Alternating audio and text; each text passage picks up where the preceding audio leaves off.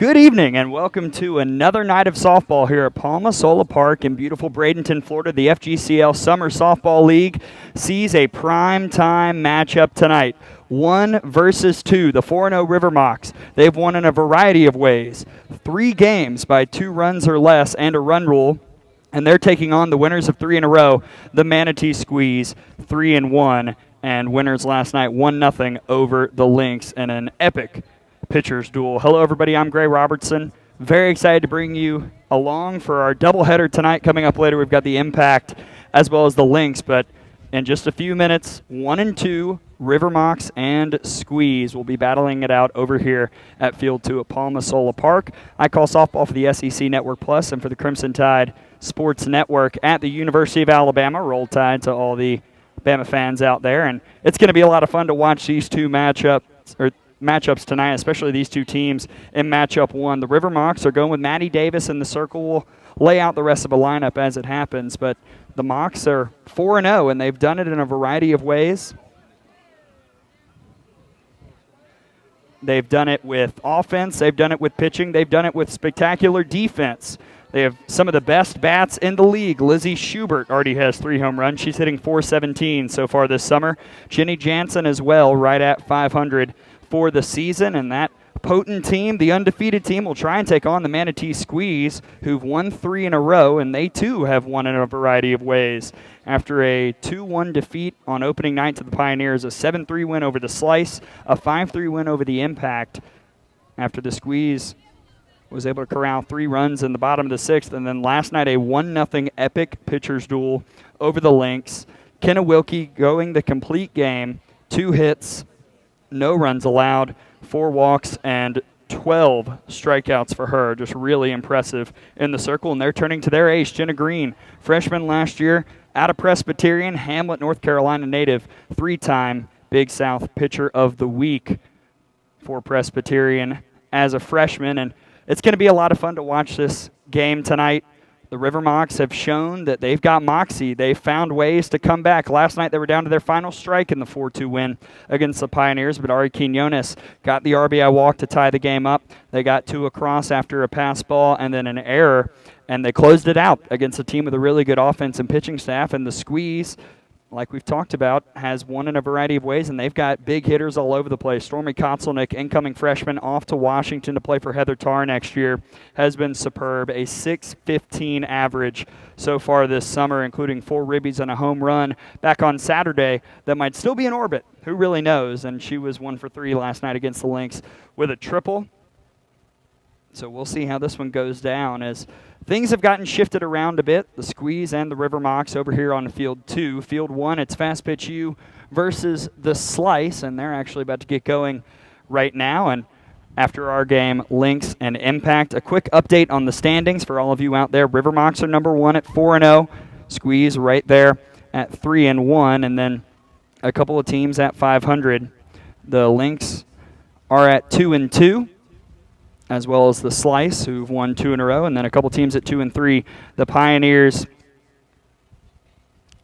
as well as the Lynx. I beg your pardon. Lynx are 2 and 3, and check that. Lynx are 2 and 2. Impact are 2 and 3, and that's leads up to the 0 and 4 Fast Pitch U team, who is currently taking on the Slice right now over on Field 1. So currently we are waiting for the umpires. There was a bit of a time change for this game. It was moved up from 7:30 Eastern time to 5:30. We're nearing the 5:30 time. In fact, it's 5:31 over here on the East Coast, and no umps so far. So we will see when they arrive, as we are patiently waiting for our folks in blue to show up and call the game, get the lineups, and get us going here between the River Mocs and the Squeeze. River Mocs have been really fascinating to watch. Head coach Michaela Transu, volunteer assistant at Missouri, really loves her team. And we've been talking a bit kind of off the air about her squad. She loves her 4 pitchers that she has. She feels like she has a lineup where she can plug anybody in at any time. And she really has gotten to know her girls, really enjoys them as a team, and really really has become a big fan of the offense that she has put together in the lineup that she definitely trusts to try and get some runs up on the board. Same with the Squeeze coaching staff. Mario Hernandez, the head coach, as well as Carson Gordon, the assistant. They enjoy their team as well. Both of these teams have just had a lot of fun so far this summer. We've heard the music blaring already before this game and a lot of dancing in the dugouts, but now it's more just impatient wringing of the hands as we wait for the umpiring crew to step in.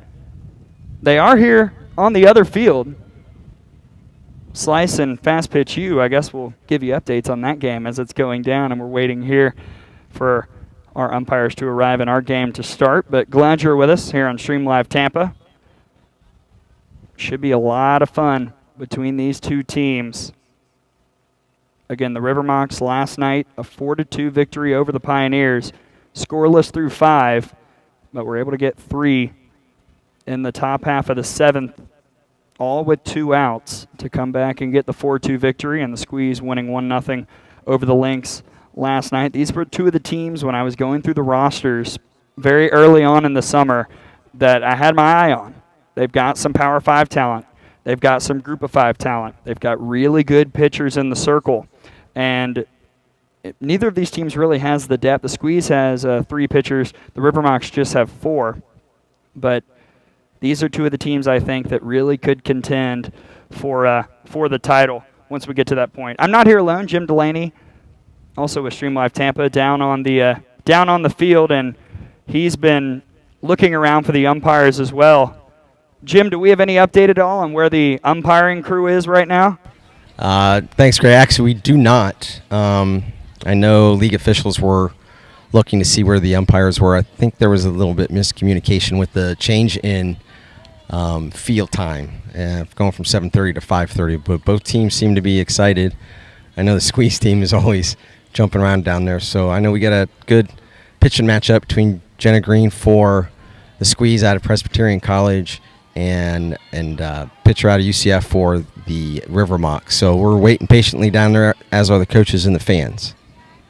Yeah, thanks, Jim. All good things come to those who wait, and there is certainly plenty of good that will come tonight between these 2 matchups. Again, 1-2.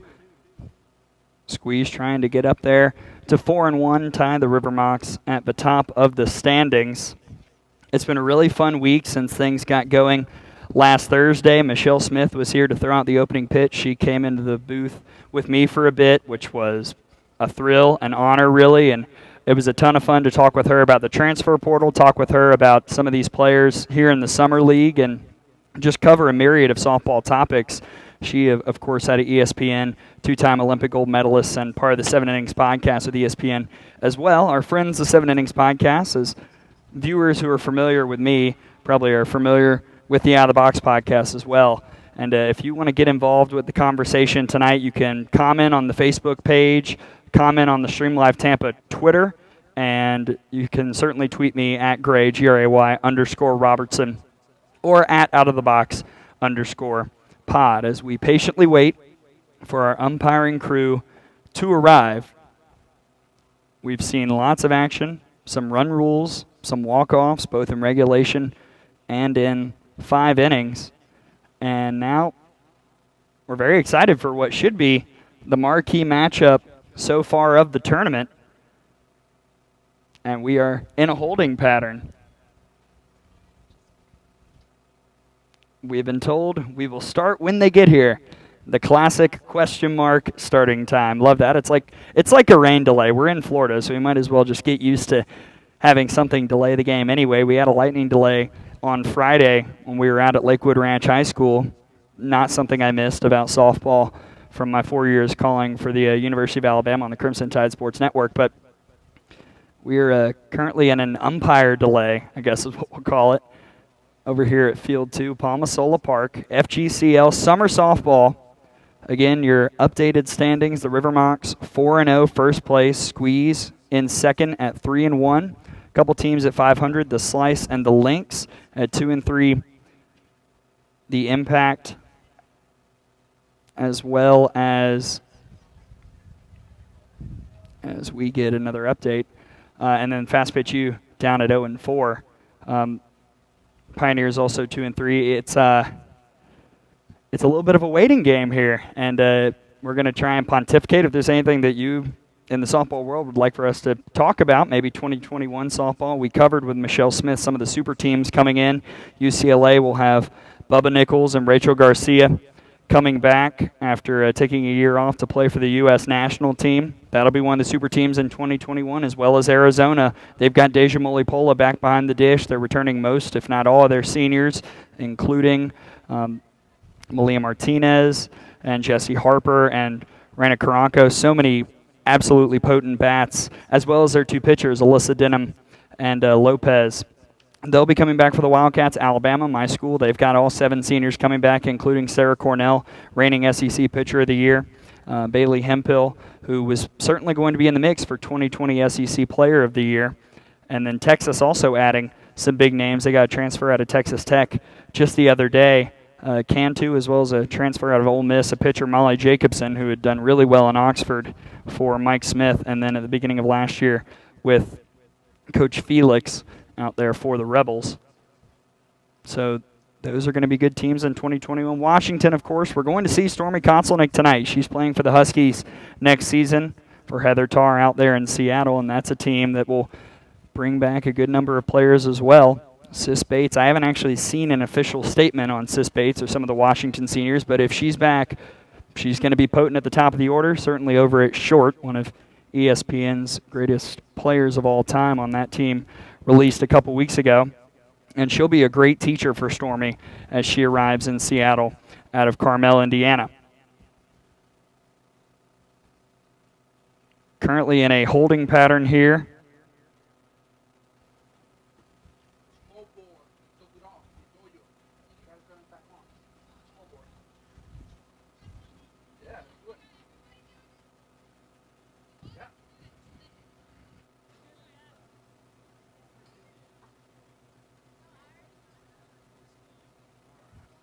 River Mocs and Squeeze coming up. Gray Robertson here. Jim Delaney is perusing the dugouts right now as head coach Michaela Transu for the River Mocs currently taking video of her squad getting ready for the game. Head of Public Relations, Leslie Ginder, has given us a couple updates, which is basically we're just waiting on them to get here, and there's another game going on right now as we wait. That's Fast Pitch U and the Slice, and they're in the top of the first. Fast Pitch U looking for their first win of the summer season. Currently up 2-0 out there in the top of the first. Jim Delaney right now over in the River Mocs dugout. Talking with some of the players. It's been a lot of fun to chat with a couple of the folks down there. We'll see if he can get a hold of anybody, perhaps as well. A chat with the head coach, Michaela Transu, volunteer assistant at Missouri. Her regular job for Larissa Anderson after playing for Coach Anderson. For 5 years at Hofstra, took a redshirt year in 2017. The teams seem loose, or at least the River Mocs do. I don't see the Squeeze. They seem to have disappeared somewhere. Unclear where they are. As I see starting pitcher Jenna Green out here sitting with folks I believe are her parents. And it looks like Jim Delaney's got somebody down there at the dugout, and we'll send it down to him now. All right, since we have a delay before the River Mocs Squeeze game, we're going to go through some player interviews like we did with the Squeeze last week on opening day. Just tell me your name, where you go to school, and where you're from. My name's Sarah Handrahan. I go to the University of Nebraska at Kearney, and I'm from St. Louis, Missouri. How'd you find out about the league? Ryan actually reached out to me through the Twitter page, and I did some research on the baseball side just to see what it was all about, and it was a really cool opportunity, so I took it. You ever been to Florida? Yeah, a few times actually. We played nationals down here a couple years ago, so got a little bit. What's your goal for this summer? I just really want to improve on the things that I've been working on throughout, my college career, and just continue to get better for next season. So, University of Nebraska, is it Kearney or Kearney? Kearney. Is it Kearney? So, what is a loper? A loper is an antelope, actually.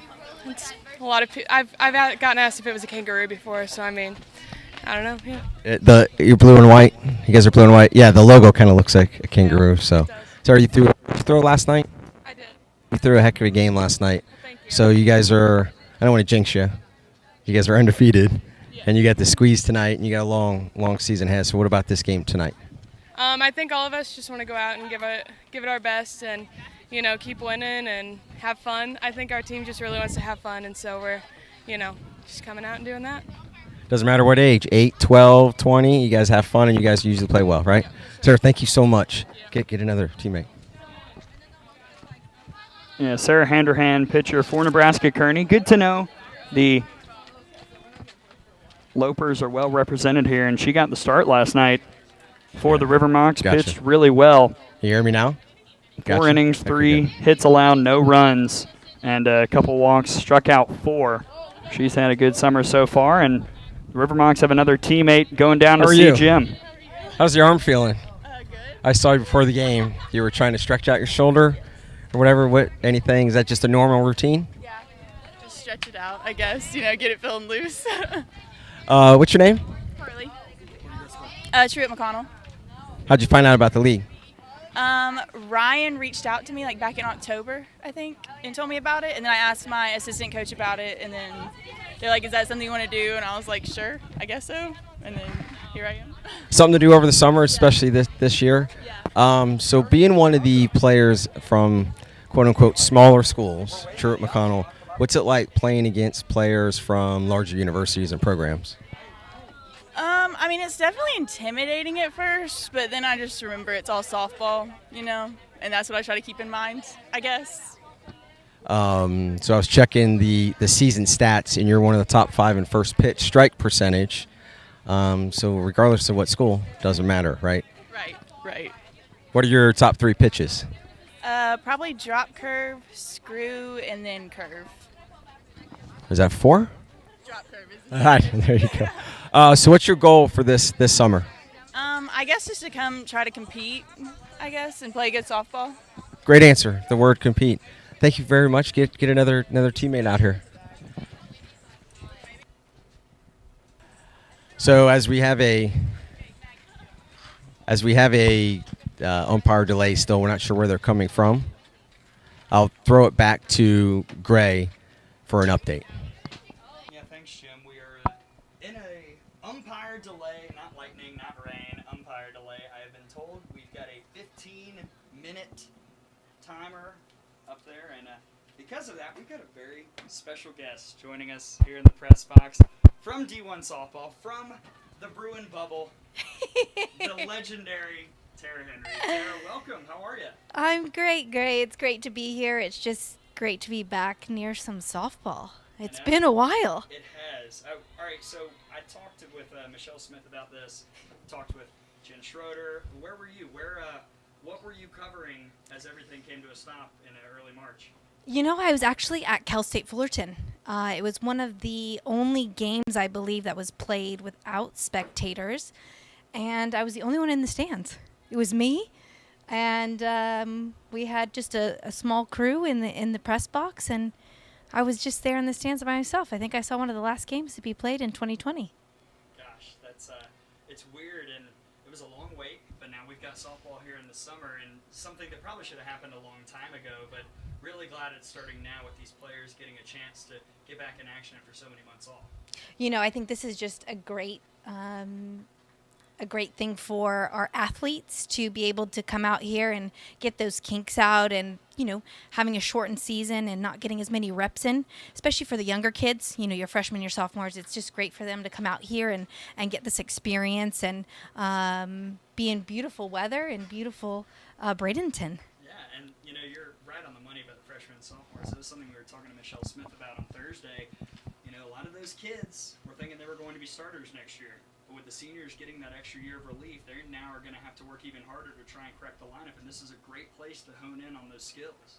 And looking back in our history, we really didn't have a solid league for college players to go to and really be a part of.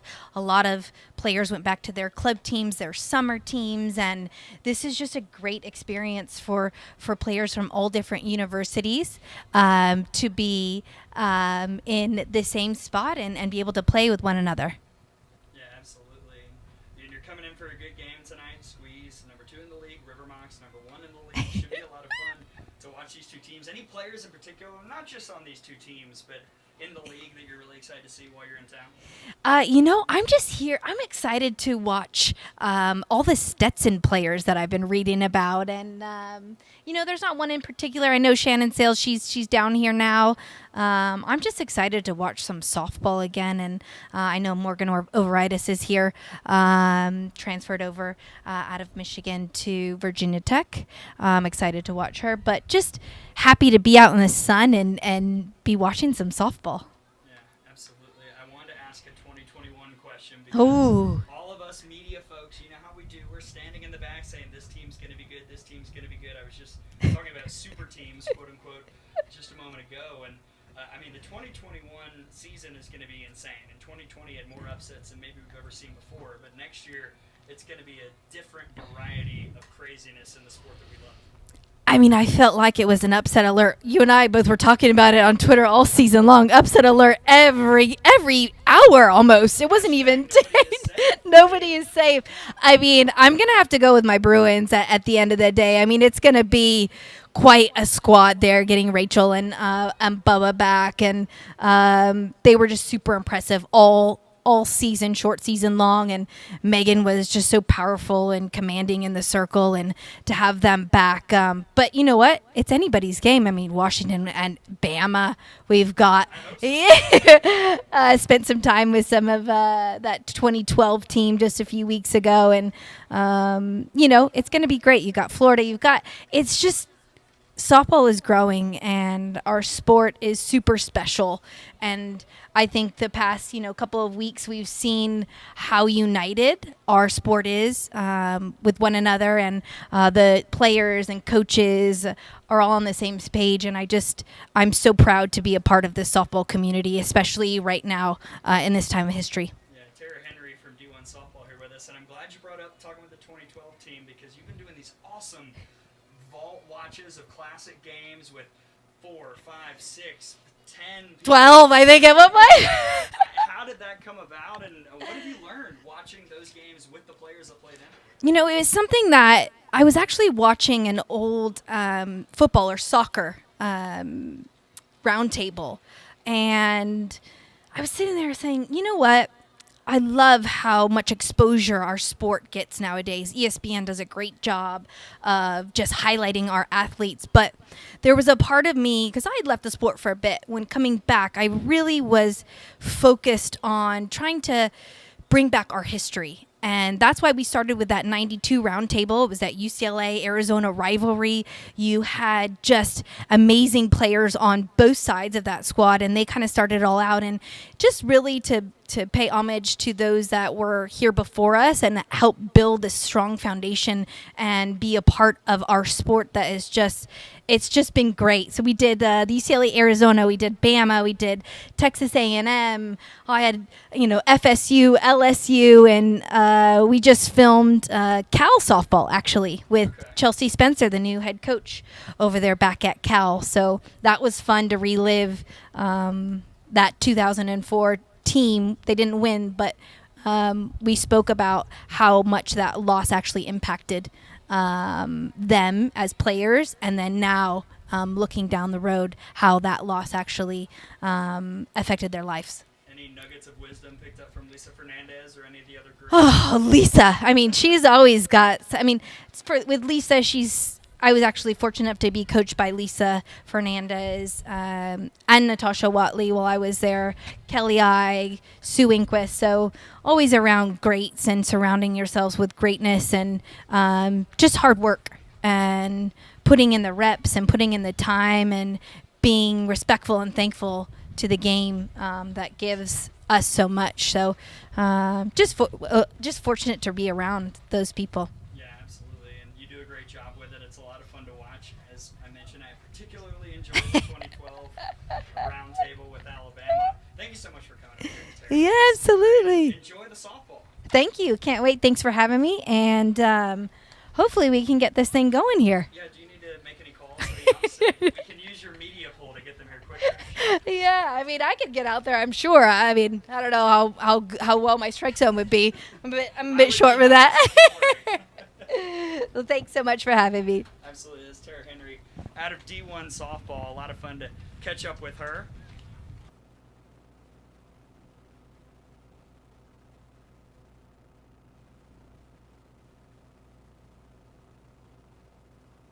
It was exciting having Tara Henry from D1 softball up there, Grace. So thank you to her for being on Stream Live Tampa. Next, we've got Claire Gender for the River Mocs, getting ready to go to Furman University this year. Claire, how are you doing? Doing pretty good. Ready to play. You are ready to play, aren't you? So, what's your goal for this summer? My goal is to really adjust to college pitching, the speed of the college game, get myself ready for next year, and hopefully win the whole thing. Nice. I'm sure Paladin fans will like that. So what have you noticed getting ready for college pitching just early in the season after 4 games? What have you noticed in this league? I've noticed that I definitely need to fix my zone a little bit, be a little less aggressive with 2 strikes, stay off the high pitch because I know that'll definitely kill me in college. So. What made you pick Furman? It's a really good academic school. Loved the coaches that I have there. Hoping to make a good. Greenville, South Carolina, beautiful part of that state. So being a Newsom Wolf and myself being a Bloomingdale High School graduate, what do you think about Bloomingdale High School? I mean, I didn't know a lot of people that went to Bloomingdale. I went to Durant for 2 years, so I went to both. I mean, Bloomingdale was fine.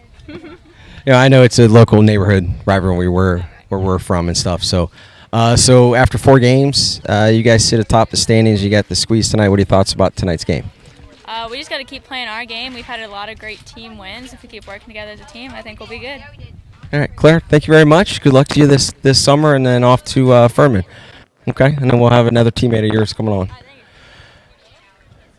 So while we have an umpire delay, we are interviewing River Mocs players. I know opening night we interviewed their opponent tonight, the Squeeze, their players. I'm hearing it's about 10 minutes till the umpires arrive, which means they got to get dressed and everything. So it's probably going to be another 20-minute delay. So then we'll keep interviewing River Mocs players. We've had special guest up in the booth with Gray, which was exciting having Tara Henry from D1softball.com.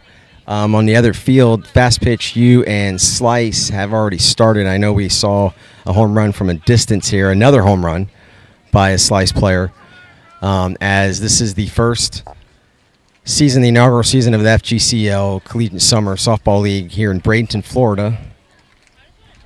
Tonight we're at Palma Sola Park, and again we're waiting on the umpires to do the 5:30 game here in Field 2 between the River Mocs, the Mayaca City River Mocs, who have started out 4-0, quickly atop the standings against the 3-1 Manatee Squeeze, who they're playing tonight.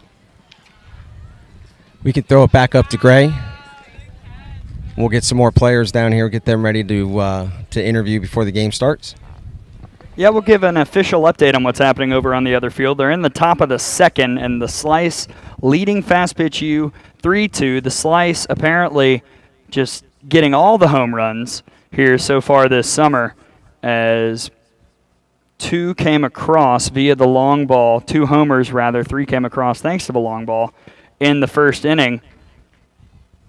One was a 2-run shot from Riley Ludlam, and the other a solo homer from Neely Herring. So Furman and Wichita State knocking it over the fence over on the other field. And so it's 3-2 Bradenton Slice over Fast Pitch U, top of the second. In case you are just hopping on, we're glad that you're with us. We're waiting for Squeeze and River Mocs, or waiting for the umpires to arrive for this game. Should be about 8 to 10 minutes until they get here, and then we'll see how quickly we can get started once they arrive. And Jim Delaney's been down by the dugouts talking with River Mocs players so far while we've been waiting. We had Tara Henry up here as well, and now we'll send it back down to Jim to talk with another member of the River Mocs.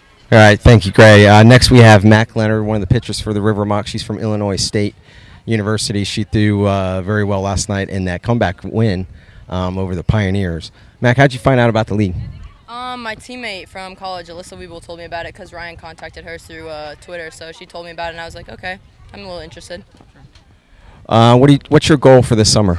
Win, honestly. Play the ball, play the game that's been taken away from me. So I just want to play, win, be here, experience Florida, and I kind of am jumping out of my comfort zone, leaving Illinois. So right now I'm just doing that. You ever played in Florida or been to Florida? Yeah, I've been to Florida. We play here like 2 or 3 times when we travel for ISU, and I've come here just for vacations. But other than that, I've played in college. You said an interesting phrase, the game that was taken away from you with the pandemic and everything being shut down. So it's been, a little over 3 months since you've played in a game until last week, and you had said win.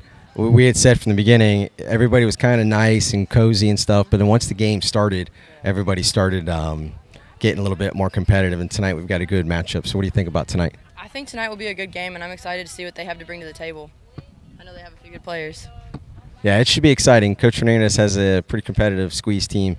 And what about playing for Coach Transu? I think she's a great coach. I love playing for her. She's so fun, and she's like just older than us to know like I guess how it goes, but like she's young enough to like still relate to us a lot. Yeah, she just was playing in your footsteps not too long ago. So Mac, thank you very much. Grab another one of your teammates. That was Mac Leonard, pitcher from Illinois State, pitching for the River Mocs this summer. And since we're on a little bit of an umpire delay, like we had said earlier, we're doing player interviews for the River Mocs. Now Maggie Turgo is on.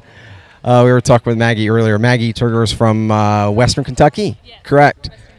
How'd you get to Western Kentucky? I was at a JUCO. We went to Which one? College of Central Florida, and we went to nationals last year, and Western Kentucky saw me, Coach Tudor saw me. They liked what they saw, so I went on a visit, and I really liked the school a lot. It's an awesome school, awesome program. What's a hilltopper? This is what I think. I think that his head is like the top of the hill. I think that's what it represents. That red mascot? Yeah. Does it have a name? What's its name? Big Red? Is that right, or is that a guess? No, it's Big Red. Okay. This is another Newsom high school former high school softball player, one of the top high school softball programs in the state of Florida. You were on that state championship team, right? 2015. What was that like? It was awesome. I was a young little sophomore. Played right field. Wasn't the strongest hitter. I was a little bit intimidated, but it was an awesome experience. Our team ended up doing really well. We won, obviously. So it was really cool. What about this experience so far this summer?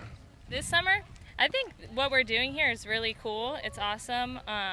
Great, playing time for everybody in it. I think we're seeing good competition, and I hope we're going to make it to the end. Actually, let me change that. We're going to make it to the end, that championship game. Again, media day, everybody's happy. Everybody's such a great time, such camaraderie. 4 games in, and everybody's competitive juices start coming out. Maggie, thank you so much. We'll get one of your next teammates. Thank you. As we are on an umpire delay still, and doing player interviews for the Mayaca City River Mocs, I think we're going to throw it back up to Gray for a little bit as he has an update. Yeah, just still waiting here. Should be about a little over 5 minutes until they arrive, and a quick update for what's happening on the other field as we take a look at the old game changer. Head to the bottom of the second now, 3-2 slice over fast pitch you. A couple things there. Mac Leonard talking about playing in Florida. That's, of course, because Illinois State and Florida have the best unofficial rivalry in all of college softball. They play at least 5 times every year, and people who follow the Gators or Illinois State certainly are very aware of that. And also, I love the "Why are you here?" win answer from Mac Leonard. Also good to hear from Maggie Turgo as well. We are in an umpire delay, waiting on the folks calling the balls and strikes to show up and make some calls on balls and strikes. And until then, Jim Delaney's been down chatting with some folks on the River Mocs, and he's got another player with him. We'll send it down to him now as we get ready for River Mocs and Squeeze. All right, thank you, Gray. Next we have Megan Wright, outfielder from UCF, or about to go to UCF, right? So you're one of the, I think there were about 10 or 12 2020 signees that had just graduated high school in a very unfashionable way this year. So, but you guys are in the same boat as in players coming out of high school as everybody else, not playing for 3 months competitively. So your thoughts on playing in this league against college competition that you're going to about to face? It's definitely a really great experience because I would get good experience playing like normal travel ball and like anything like that, but this is just like totally different and like really preparing me for college because like travel ball, like a lot of like your parents or like other people help you more, but like this, like you're on your own and like you have to get ready and like put yourself to do the job. What's your goal for this summer? My goal for the summer is to just get better as a player and definitely as a teammate and just to grow more and like get out of my shell and like be on my own more and like more responsibilities. Yeah, good for you. And your mom is Kelly. I want to say thank you to Kelly Wright for all the kind words about our initial live streaming last night. She contacted me on Twitter and was very upfront to say we did a great job last night, and we appreciate that as we do the best we can each night. So, Megan, not to take that away from you, but I wanted to shout out to your mom. We appreciate the kind words. So, your thoughts on playing the Squeeze tonight? I'm excited. I just got here like a couple of days ago, so I haven't seen a lot of the teams yet, but I'm ready to get some plays in and get ready. Yeah, it should be a good one tonight. Megan, thank you very much. Okay, we'll go to your next teammate. As we're interviewing the River Mocs players while we wait for the umpires to get here. Next up, what is your name? Kaylee Erickson. Where do you go to school? BYU. You have a twin or a sister? Sister that's playing too also goes to BYU. How'd you find out about this league to come all the way to Florida? So my little sister actually played with Claire on the USA team, and then her mom got us all hooked up into it.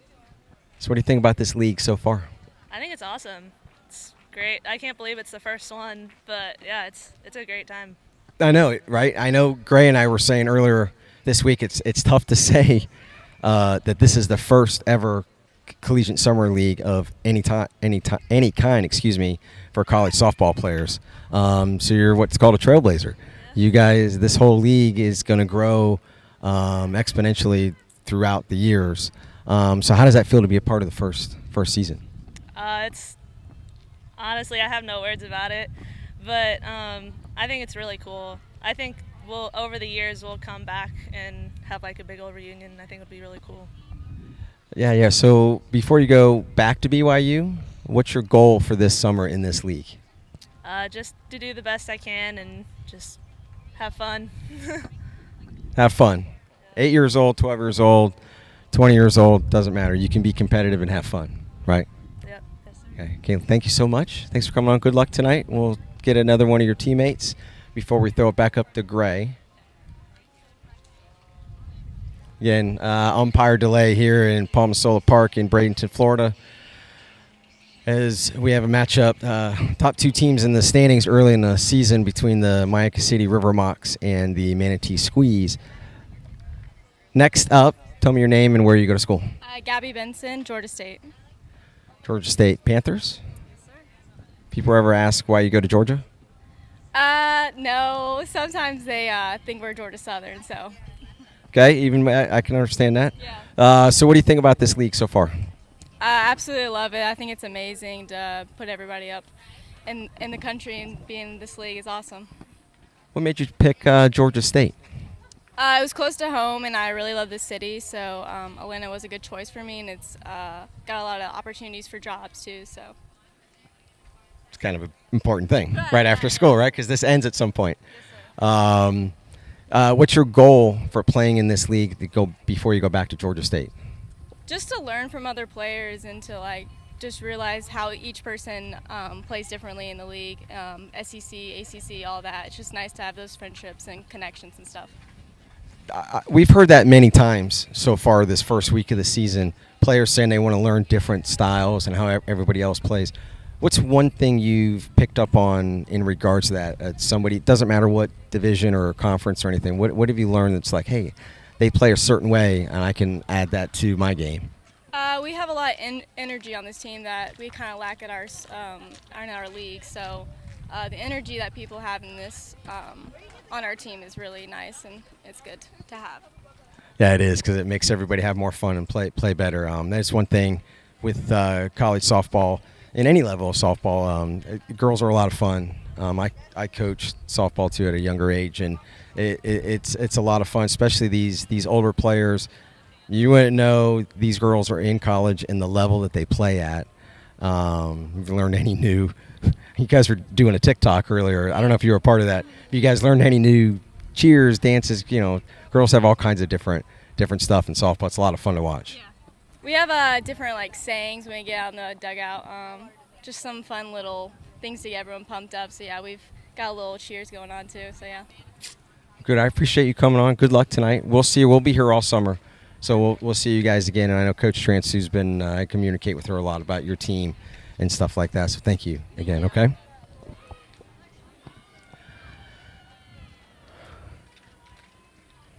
All right, I'm going to take it back up to Grace. We'll get a little bit more update. Again, we're at Palma Sola Park, Bradenton, Florida, just waiting on the umpires. Thanks, Jim. Yeah, again, the best things in life come to those who wait, and we are certainly waiting here. Glad you're with us on Stream Live Tampa. It's the top-ranked River Mocs, 4-0, unbeaten so far this summer, facing off against the 3-1 second-place Manatee Squeeze. We already know the pitchers. We know the lineups. We know everything we need to know. We're just waiting on our two umpires to arrive. I'm Gray Robertson. Glad you are following us along, being very patient with us. Again, we would love to be calling softball right now, but we are currently in a holding pattern and an umpire delay. If the folks at Justin's World of Softball are watching, they're just not here. They'll be here soon, and once they get here, we'll get some softball going.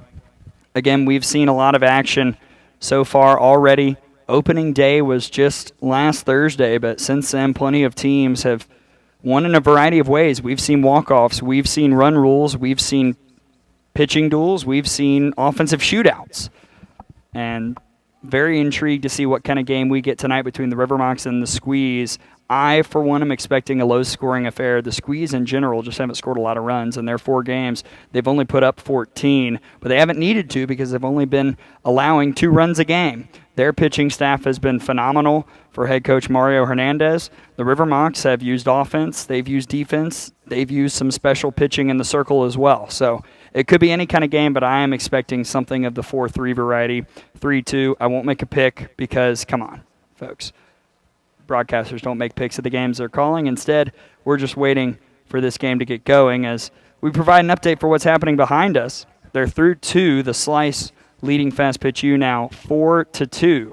Fast Pitch U 0-4, trying to get their first win of the summer. Slice have won 2 in a row behind some very impressive offense. They've outscored their opponents in the last 2 games 28-4, and now up 4-2 on Fast Pitch U. And they had the biggest pickup so far of the season, at least since we began, and that was Shannon Sale out of Oklahoma coming in. She got a relief appearance over the weekend, and her first day in the league went 4 innings, gave up 2 hits, 1 run. That was the first batter she faced, Michaela Frazier of the Lynx, who had a solo home run over the left field wall. But Sale didn't relinquish any other runs after that. Walked 1, struck out 10, did the senior out of Oklahoma. She's using the waiver to go play for Patty Gasso one more time in 2021 as we are ready to get going here. Squeeze, River Mocs, glad you were with us. FGCL inaugural summer season.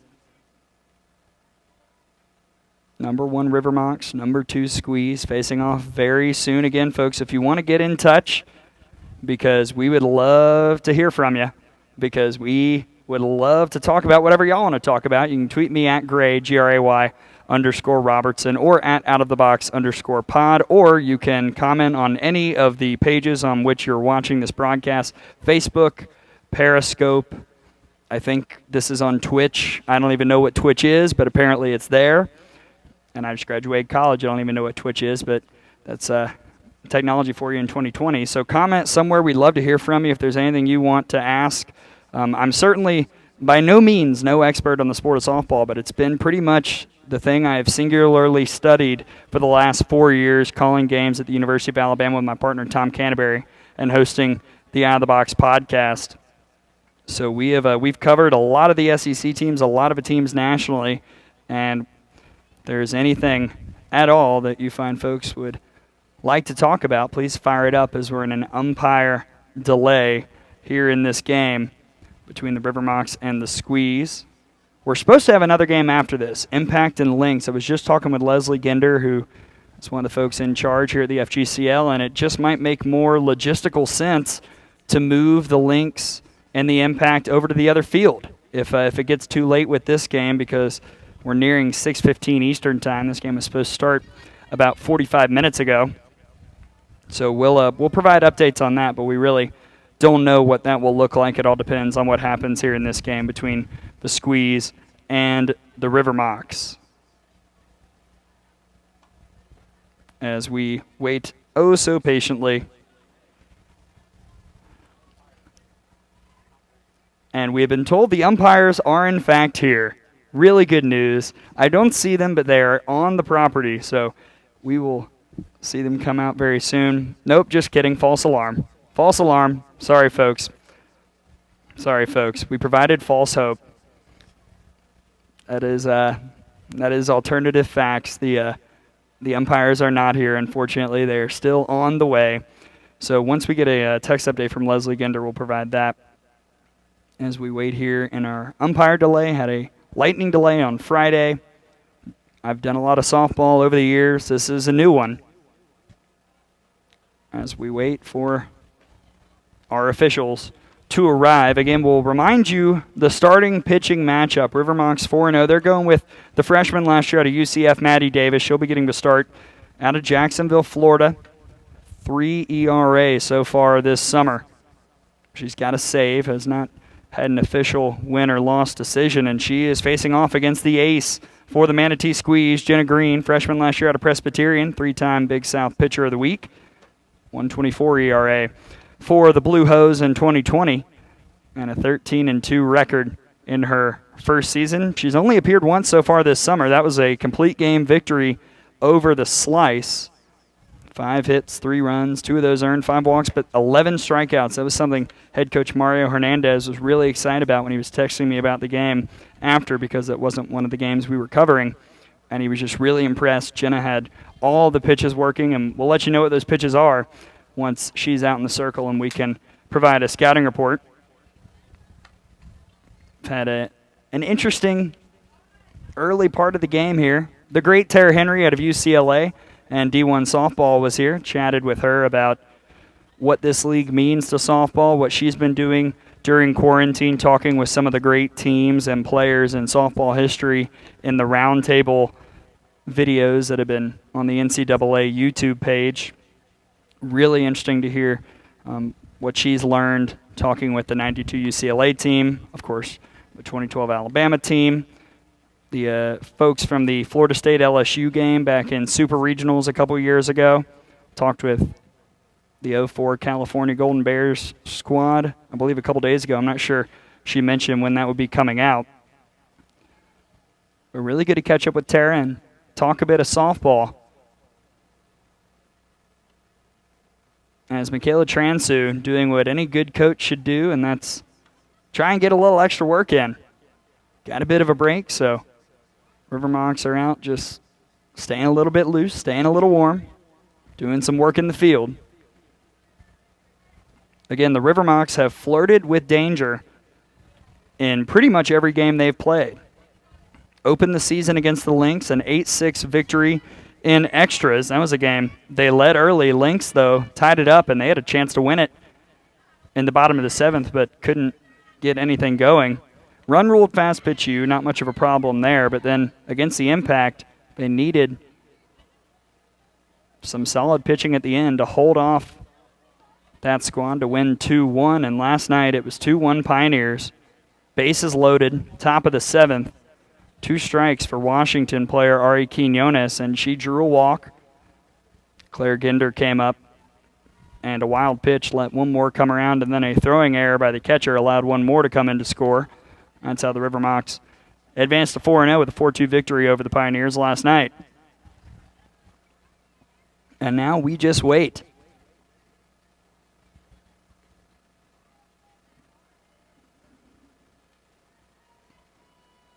Good to hear from a couple folks on the Twitter, including our friend Justin McLeod from Justin's World of Softball. We are, in fact, just killing time right now as we wait for things to get going. Again, River Mocs and the Squeeze. This was going to be a good game anyway. It better live up to the billing if we're having to wait as long as we are again because of an umpire delay. It's also been really interesting to hear Jim Delaney get the thoughts of the players down there, why they're here, what they're looking to do. It's, I'm sure, different goals for a lot of these players. For some, they're just trying to hone their craft. For others, they're maybe just trying to work on a new pitch, like Erica Beach is teaching one of her hurlers for the Pioneers. But at the end, we will crown a champion. Not sure if we get rings or trophies or what, but there will be a champion all-star game as well, and I certainly hope I've got a vote in there because I've got some opinions based on what we've seen already here in the inaugural FGCL Summer Softball League. Show some love to the assistant coaches here in this game. Camille Morgan, the assistant for the River Mocs, with Michaela Transu, head coach of Boca Ciega High School in Pinellas County, Florida. Played junior college softball, but only got to play 2 years because of a spinal cord injury that ended her career. Was all conference in one of those seasons. She's playing with Transu, who was 2018 All CAA for Hofstra, coaching with Transu, I should say. And on the other side, a national champion, the assistant coach for the Manatee Squeeze, Carson Gordon, played at Florida State in 16-19, part of that 2018 national title team. Only the third ever in Women's College World Series history to come out of a loser's bracket after game 1 and take home the title. 2 games over Washington in the Champ Series. They won 2 games over UCLA on semifinal Sunday, and Gordon was a big part of that. Had a 3 RBI home run in the 12-6 victory over the Bruins, as Florida State just had the hot bats and 2 good arms in the circle. And Hansen and, of course, Megan King, one of the best postseason performances we've ever seen out of King back in that 2018 Women's College World Series. But, of course, I was talking with Carson earlier. My favorite memory of hers was in regionals just a couple years ago. And to beat the Auburn Tigers, she had an inside-the-park home run. Just always fun to watch situations like that arise. She's also pretty historic in the Florida State record books, 3rd all-time in career homers at 38 and 174 career RBI. Just a really solid player, first team All-ACC once, second team twice. I honestly couldn't believe she hadn't been an All-American for Lonnie Alameda and the Seminoles. As if you're just joining us, glad you're here. I'm Gray Robertson. We're in an umpire delay, and we are just still hanging on, waiting. When will they arrive? If you want to take a guess on when they arrive, tweet us at Gray_Robertson, GRAY_Robertson, or at OutOfTheBox_pod. If you get it correct, I'll send you an out-of-the-box koozie myself. As the River Mocs head back to the dugout after getting a little bit of work in. Slice and fast pitch you over on the other field.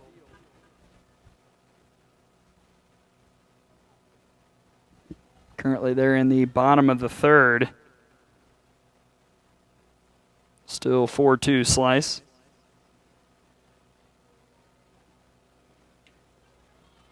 Slice has really seen the offense come alive the last couple games, and I was talking with the Pioneers head coach Erica Beach. If the offense remains that hot with Shannon Sell in the circle, they could be unstoppable.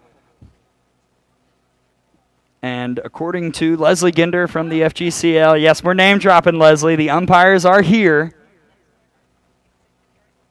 That is secondhand from Executive Director Ryan Moore, who says the umpires are on the property. We hope no false alarm this time. The umpires are here from what we have been told by the FGCL. So that means hopefully we'll be getting started at some point fairly quickly.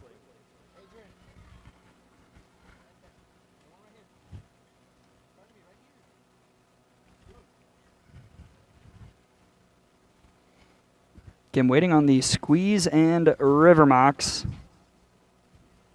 1 and 2 in the standings. The pitchers having to do a little bit extra work just to make sure they are where they need to be before the game starts. Just saw the River Mocs taking a couple ground balls on the infield.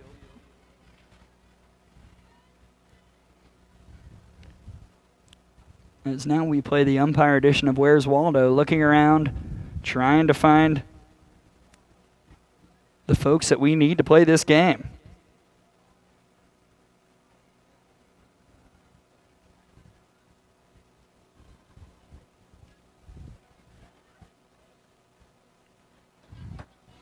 If Michelle Smith wants to make the hour drive, she can probably make it in time before the game starts to have another quick conversation. Really fascinating to talk with her on Thursday. And she and the folks from the 7 Innings podcast have been putting out a lot of great content this summer, as have we over at Out of the Box. Make sure you're getting your fix of all the softball podcasts and the Circle as well. The Running Polls podcast has done some softball-centric episodes as well. It's been really interesting to hear and see how folks have gotten creative with the quarantine. Again, March 12th, the day that the Women's College World Series was canceled by the NCAA. Conferences followed suit really about a week or two later. But softball is back and has been so far. Now we're just hoping it can get going here on field number 2 at Palma Sola Park.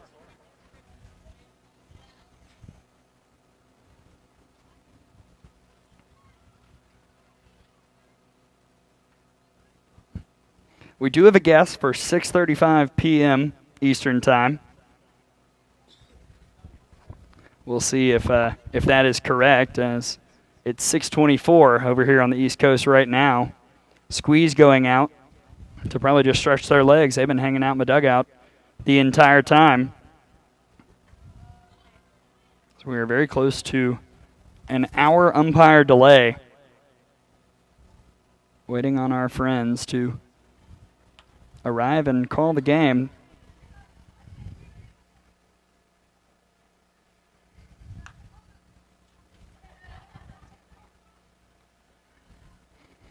Good to see so many folks on the Facebook tuning in. Thank you for bearing with us as we essentially stall, as our friend at Justin's World of Softball, Justin McLeod, said. We're just killing time. It's like what a lightning delay would be like, but we're just hanging out in the press box that we opened for the first time in 7 years, is what the operator of the park said. So we are really breaking new ground here at Palma Sola Park, and it was good to chat with Tara Henry. And Jim Delaney, you got to catch up with a bunch of players. I'm sure really fun to hear the different stories and personalities of some of the River Mocs. Yes, yeah. Just like the theme with this week so far, the girls are having a lot of fun, but we're now in week 2, 4 games in, and especially with tonight's game between the Squeeze and the River Mocs, they were ready to play. Friendly, competitive way, especially this gentleman walking right here down below, Coach Hernandez for the Squeeze. He's had his game face on for a while, but the girls, all good spirits, ready to go. Actually, they were itching. Hey, I want to take some grounders. Somebody hit me some grounders. Somebody that's not a catcher was warming up a pitcher. So they're ready to play. And I know we're going to have quite a lengthy delay on this first game, so we'll see about the second game. I know the league is really trying to make it fair for all the teams, and with 1 weekend, you don't want to stay here till 12:30, 1 o'clock in the morning. You can't do that anyhow. I think the lights go off at 10:15, 10:30. Well, last night they went off early because we ended quickly. I think here they go off at 11. But, I mean, if this game goes a while, and there's certainly a chance that it could with two of the top teams early on in the standings, we don't want to keep the Lynx and the Impact waiting, especially considering on the other field they're in the bottom of the third already. And again, we're just in a holding pattern, and I also liked seeing Michaela Transu and Mario Hernandez right there, just going ahead and switching the lineup cards, getting that out of the way. Once the umpires arrive, it'll be go, go, go for this game. Yeah, and we were all set to do a plate meeting tonight. We'll do it again next time. I know we had a little extended staff and crew this week, and yeah, they're ready to go. So as soon as the blue gets here, and they'll get changed, and we'll get to action quickly. I already offered to call the balls and strikes, but didn't get a text back from Coach Hernandez or Coach Transu, so I guess my request was Leslie denied. asked me, "Hey, do you want to ump?" I said, "I'll do the bases. I don't know if I'll go behind the plate." No, I said I might do the bases, but I would be ripping myself, I'm sure. And I do believe, yes, we have the blue. They have arrived. They're here. They have arrived. They are dressed. They're ready to go. They are ready to go. They're ready to go for right now, as we're nearing the hour mark of the delay, 6:28 Eastern time. But they are here, Jim. They are here, Gray. This is I've caught a lot of softball. I've seen rain delays with no rain. I have seen lightning delays where the lightning was 7.9 miles, and you're looking for an 8-mile radius. This is a new one. Seeing the umpire delay here today. Correct. And to their defense, I think automatically people will think, well, they're late and whatever. With any league, especially with an odd number of teams, and also trying to accommodate streaming, because we do want to show everybody equally this summer. And I know some games get moved around, so some things might have slipped through the cracks league-wise. But, hey, we got it ratified pretty quickly, and they are going to do an actual plate meeting. Coach Transu and Coach Hernandez with the two umpires, and then we'll be quickly to action, Gray, and you'll be on the mic, ready to go. And I probably, for our Stream Live Tampa audience, a little bit different. I know during high school seasons, when we're doing a lot of our games and we're expanding our coverage and our network of colleagues and fans, and this summer, privileged to be a part of the FGCL's inaugural softball season. I have turned it over to the soon-to-be legendary, and at some point, Gray Robertson, who's down here from Tuscaloosa, as part of SEC Network Plus and the Crimson Tide Sports Network. So I appreciate Gray doing that. And I'm going to do some sideline observation. We'll do some calls, and we'll have a good time tonight. I know the coaches and the players were all excited. And we did just get an update from Leslie Gender. This game here will be the only one on this field. So Lynx and Impact will no longer be streamed. Sorry, folks, but again, as the great Patrick Murphy at Alabama said, champions adjust. We've had to adjust a couple times today, and we'll make sure that the Lynx and Impact are streamed once again for sure, because it is a long summer, folks, so it's not like there won't be chances. That's right. Yeah, I'm glad you said that. Yeah, the Lynx and Impact, we will definitely have them streamed, as well as all 7 teams, and we'll try to do it as equally as possible. And then later in the season, after the regular season, the All-Star game, playoffs and championship game, and possibly the first ever Coastie Awards. Ooh. The awards for both softball and baseball for the Florida Gulf Coast League. They're calling them the Coasties. I will get my monologue ready to go. I will not go with the Ricky Gervais style to open it up. Should be a lot of fun. It's time to get things going here, as we are right at 6:31 Eastern time, and warming up in the circle. The pitcher for the River Mocs, Maddie Davis, freshman last year out of UCF, righty.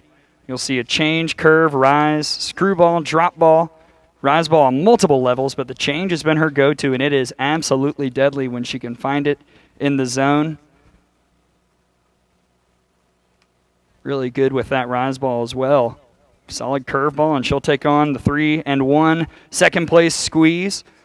Your batting order for the Squeeze, leading off, it is Alexis John, sophomore last year out of Florida International. Stormy Konselnick, headed to Washington, will bat second. Nikki Cochran, out of Northwestern, will bat third. Taylor Johnson from Wisconsin will bat in the cleanup spot.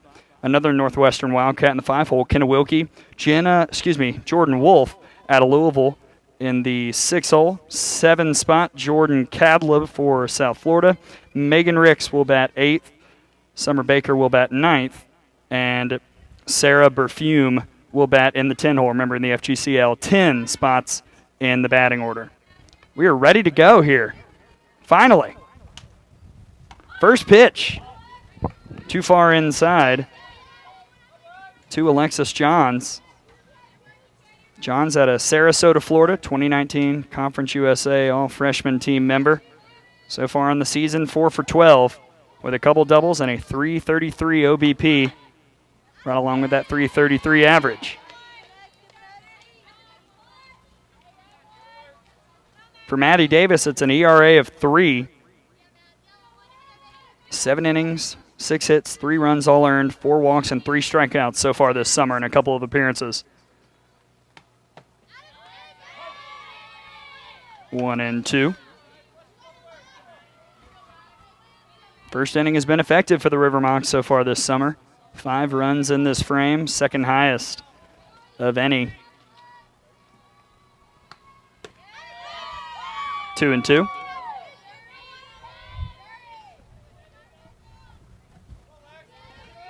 Glad you were joining us. We have got softball over here on Field 2. Gray Robertson guiding you along with this one that's been adventurous already, and the game hopefully will live up to the strange start. Over to short.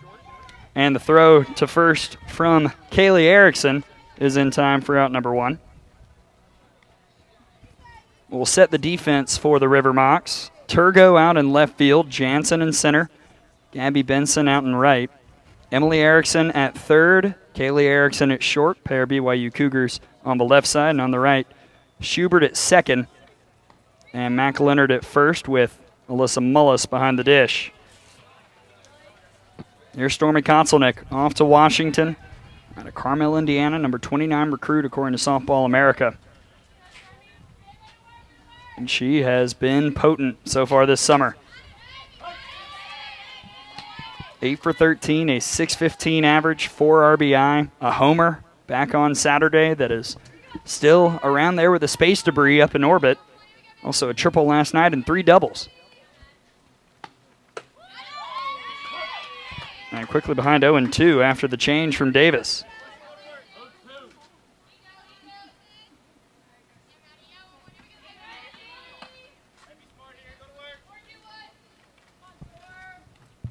Konselnick will be a Washington Husky in 2021. For Heather Tarr.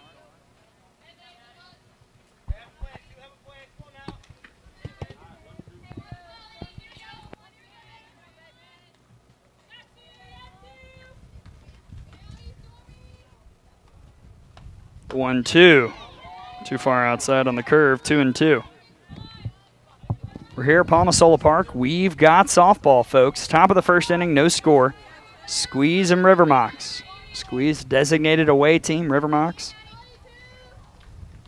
We'll bat in the bottom half. Got her looking on the outside edge for out number 2. Davis attacking the outer part of the zone, just heat right there from the UCF freshman in 2020. And now Nikki Cochran will step in. Downers Grove, Illinois native.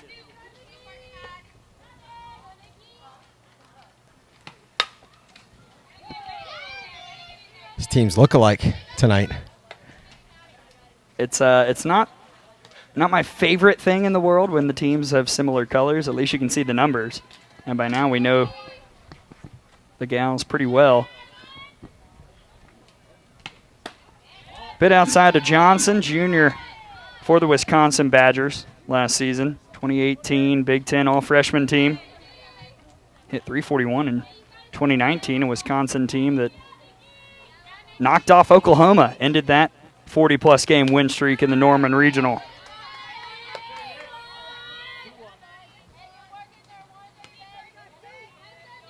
And Johnson on her year, 4 for 11, 364 average. Couple homers, a double, and 3 runs driven in. Strike 2 on the change, and Davis going to it early.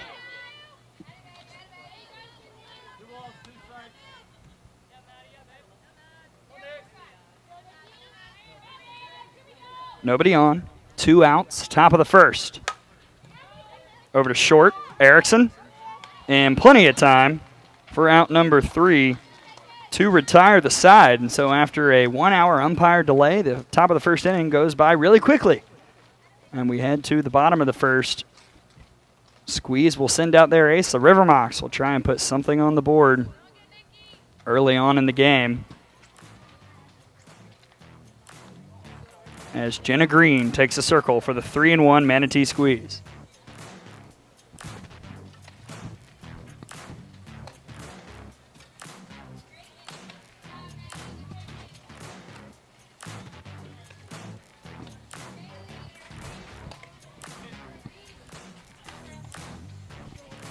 Yeah, I'm sure in between innings, they're not going to get many pitches. Maybe this first go-around for Jenna.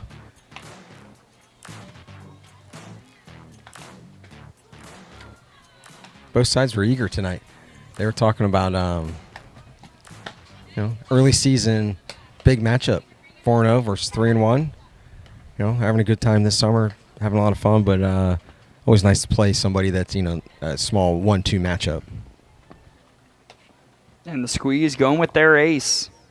As said by the coaches, both coaches knew who was throwing tonight for the Manatee Squeeze, and that is Jenna Green, freshman last year out of Presbyterian, Hamlet, North Carolina, her hometown, 3-time Big South Pitcher of the Week. You probably heard me say that, as we mentioned that a couple times during the delay to start things off. An ERA of 2 so far this summer. She's only appeared once. That was a complete game victory over the Slice. 5 hits, 3 runs, 2 of those earned. 5 walks, 11 strikeouts. Spinner really mixes it well. Rise and change combo is really deadly. She's got a great off-speed pitch and a rise that goes just beautifully with that. The changeup in particular, especially dirty, and she can throw it at any part of the count. She faces a River Mocs offense that's pretty much the same as the one we've seen the last couple games. Claire Ginder will lead off. Mac Leonard will bat second. Emily Erickson will bat third. Lizzie Schubert in the 4 spot. Jenny Jansen batting 5th. In the 6-hole, Kaylee Erickson. Maggie Turgo batting 7th. Gabby Benson batting 8th. Alyssa Mullis in the 9-hole, and trying to turn the lineup over in the 10 spot, Ari Quinones. First pitch, a ball to Claire Ginder. Ginder, an incoming freshman, headed to Furman. Won the U17 U.S. national team. Won gold at the Pan Am Games down in Columbia. But has had a bit of an issue with the up stuff. We've seen her chase the rise a couple times. Had 3 strikeouts last night against the Pioneers, part of an 0-for-4 game. 3 for 15 on the summer with a double.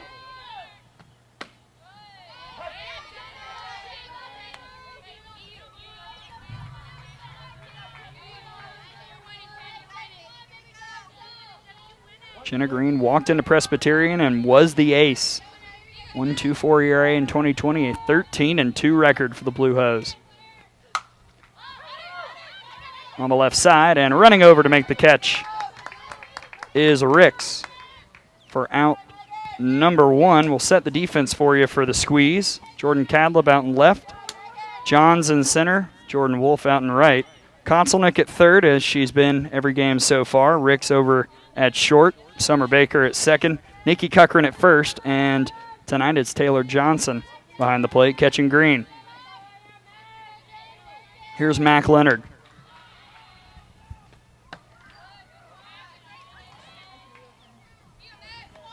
Leonard out of Normal, Illinois, sophomore last year for Illinois State. Hitting .583 this summer, 7 of 12. With 3 runs batted in, a home run, and a couple doubles. That one is smacked right up the middle. Improve the average. 8 of 13 now this summer, and we've got a base hit here in this game.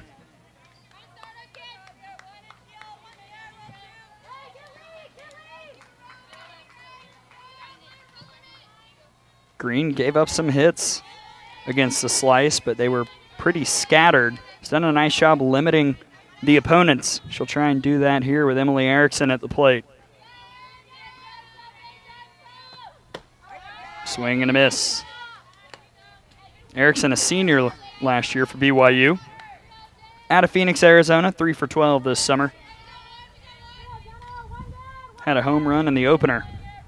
That's how she's driven in her 3 RBIs so far in the inaugural FGCL season. Hit and run on, fouled back.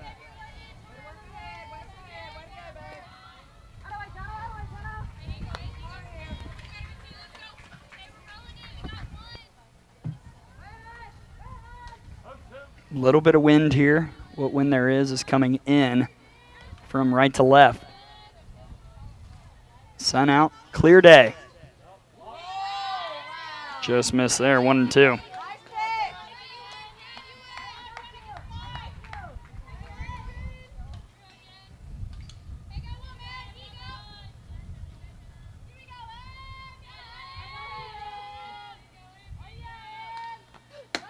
Up top, McLennan will go. She will slide in safely.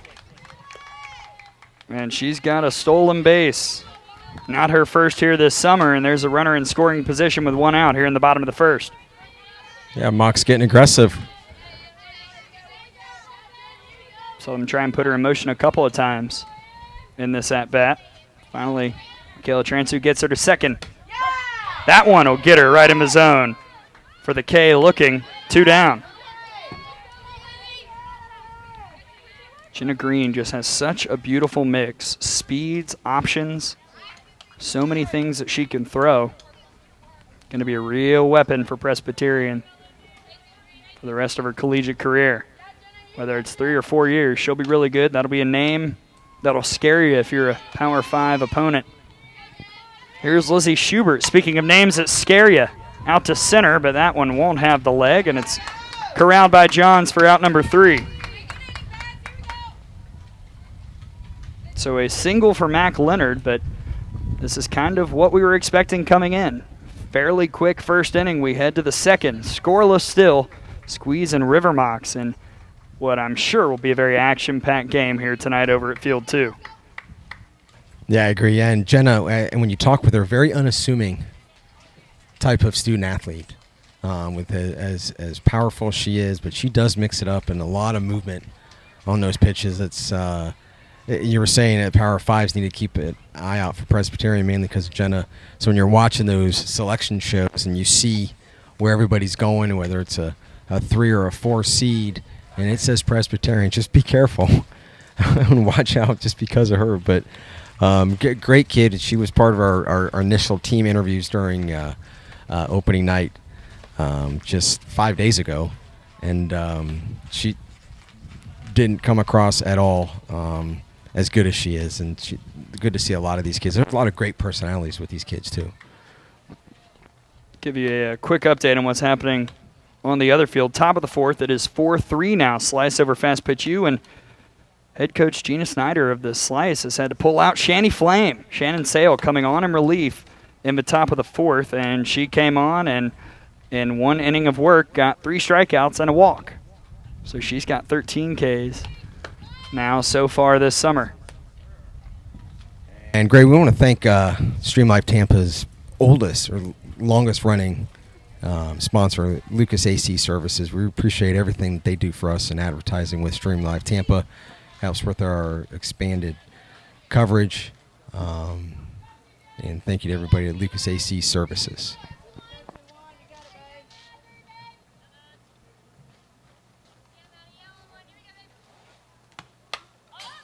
Taylor Johnson takes first pitch foul.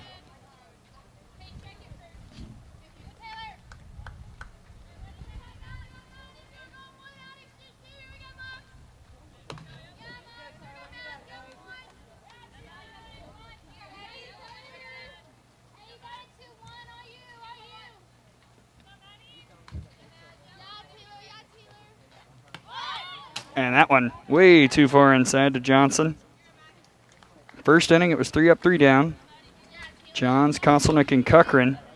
Johnson getting her first appearance at the plate And just like Nikki Cochran before her, 4 for 11 so far this summer.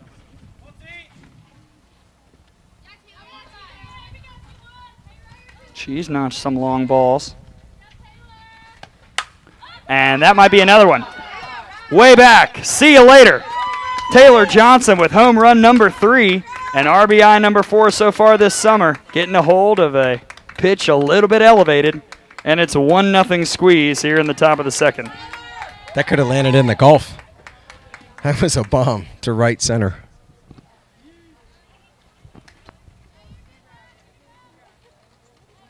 Had to reach a touch for it, but Taylor Johnson tattooed it out to right center. Home run number 3 this summer.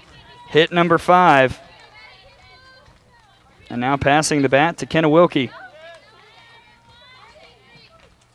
Wilkie out of Northwestern. 3 straight Big Ten products here in this lineup. First pitch fouled off. Wilkie out of Braidwood, Illinois. 2018 Big Ten All-Freshman team along with Taylor Johnson. And so far this summer, hitting it well. 4 of 9. A 500 OBP.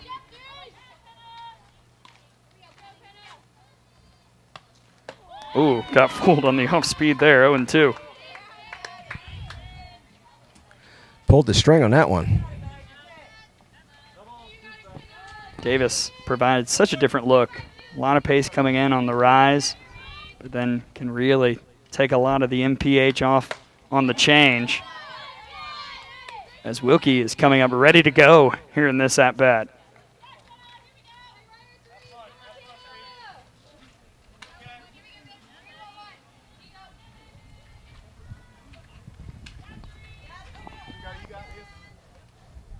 The 1-2. Hacking again.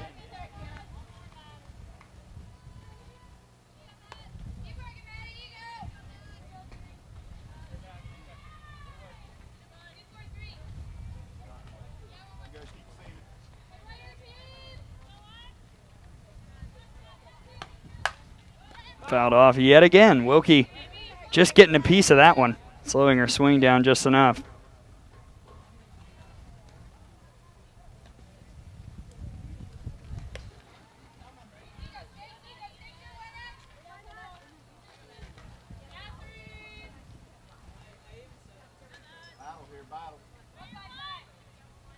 Another 1-2 coming to Kenna Wilkie. Still nobody out here in the top of the second. Popped up. Schubert's got it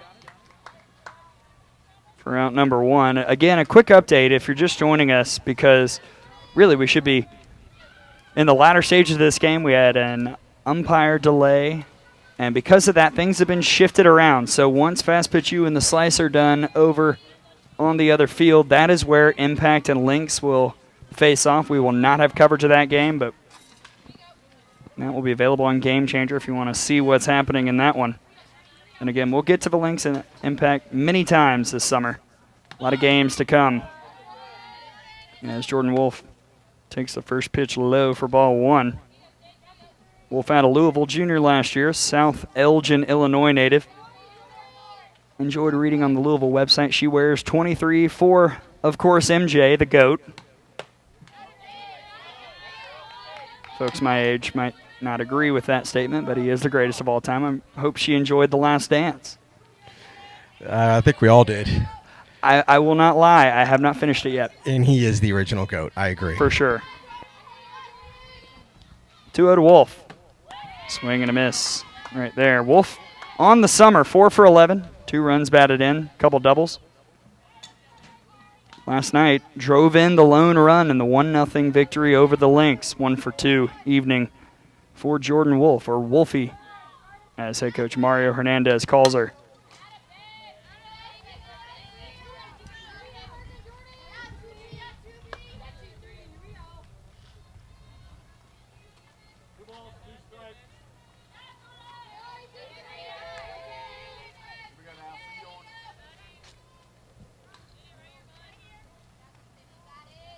The 2-2 from Davis. Rise high, count full.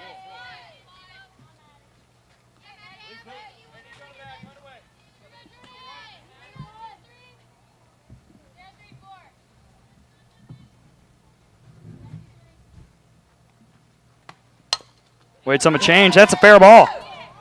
Coming in and firing to first is Mullis. It gets away. Wolf will head for second. A cue ball right in the dirt, and with the soft dirt here, it didn't go anywhere. Just died. Mullis actually, pretty good effort to make that somewhat close, but I think she would have been safe anyway. She advances to second on the E2. Yeah, I was going to comment at speed kills with Wolf. She was flying out of the box easier, obviously, from the left side, but Mullis, you're right. She got to that ball in no time. And Wolf actually got a step slow out of the box. I think she was surprised that it stayed fair. As Jordan Cadleb steps in and takes strike one. Cadleb, redshirt freshman last year for the South Florida Bulls, and Ken Erickson, although Erickson not the coach, as he was with the Olympic team. From what I understand, he might be returning in 2021 to coach in the collegiate season. There goes Wolf for third. The slide is under the tag on the stolen base by Jordan Wolf. Hit and run on again. The Cadleb now down 0-2. And again, I say I'm not sure. We're seeing some of the collegiate athletes head back to their teams in 2021. Not sure what the coaches are doing or what the Olympic team will be doing during the 2021 collegiate season.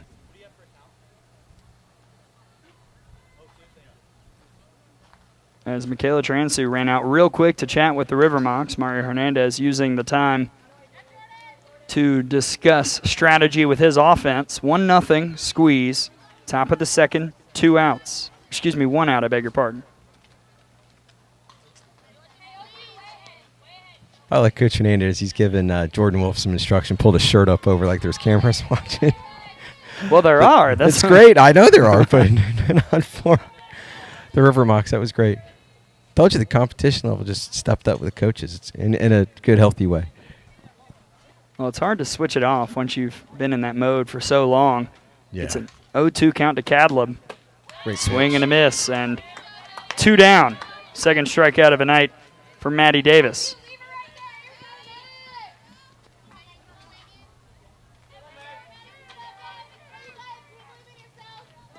To the 8-hole hitter, Megan Ricks. Incoming freshman off to play for the Eagles of Florida Gulf Coast. And Ricks is looking for her first hit of the summer, 0 for 6. She's gotten aboard 3 walks. On her way to a 333 OBP for the player out of Winter Haven, Florida. 2019 Max Preps All-American. And that one just up in the air. Too long for Benson, who makes the catch for out number 3. But the squeeze is on the board. Taylor Johnson with a leadoff solo home run. 1-0 here in the battle of the top 2 early in the standings of the FGCL Summer Softball League.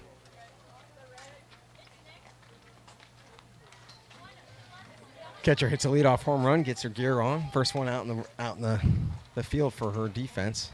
She came out a little giddy up in her step. I don't blame her after that bomb she hit.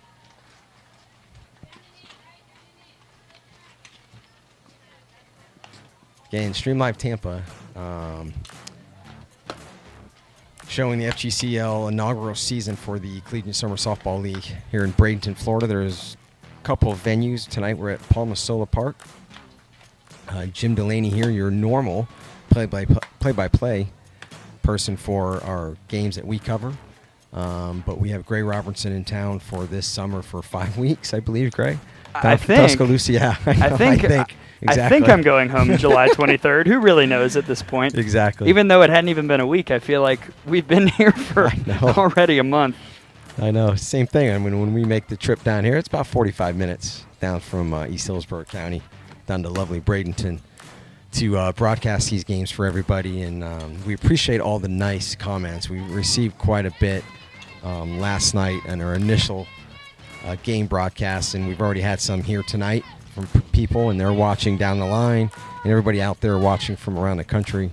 We'll try to get creative and do some different things with interviews and pregame shows as the season progresses, and I will let Greg take over as we get to the bottom of the second, 1-0 squeeze. And we'd love to hear from you more. We'll let you know how to do that as Jenny Jansen steps in and takes a first pitch ball. Yeah, I've got my phone here. You can tweet me at Gray, GRAY_Robertson, or at OutOfTheBox_pod. Of course, comment on the Facebook, on the Periscope, on the Twitter links. So many ways to say where you're listening or watching. Jenny Jansen has had a lot of family paying attention to these River Mocs games, and for good reason. She's been off to a hot start at the plate, 6 for 12 this summer with 3 runs batted in for the Warrenton, Maryland product out of Southern Illinois. Yeah, the Jansen last name has been quite common. I've seen on Twitter pop up a lot. I know Kelly Wright, the Wrights, have been on there as well with Megan Wright playing for the River Mocs. Jansen, a decorated player for the Salukis of Southern Illinois. Takes that one outside on the corner, 2-2. 2019 first team All-Missouri Valley. Hit .409 that year, including .667 in the NCAA tournament, which continues to blow my mind the more I read it. 2-2. Went after the rise and missed. 1 down. There's Green changing the eye level that time. Bit of a skyscraper pitch, but Jansen chased for the first out here of the bottom half of the second. Very difficult pitcher. Standing up here in the press box watching this, you can see the movement side to side, and she definitely went up top on that one. Now Kaylee Erickson. First pitch up the chute and rushing in is Stormy Konselnick for out number 2.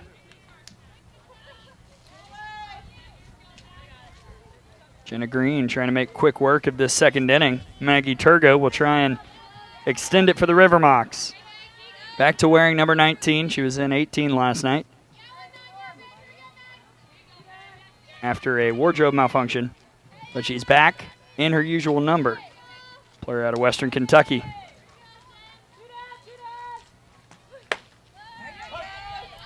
Turgo on the summer, 300 average, 3 runs batted in. 0 for 2 last night with a couple of Ks against the Pioneers.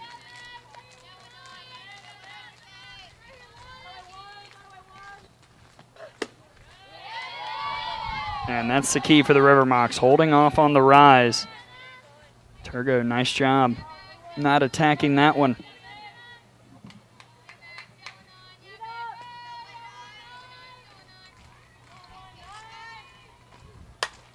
Waits on the off speed, but foul.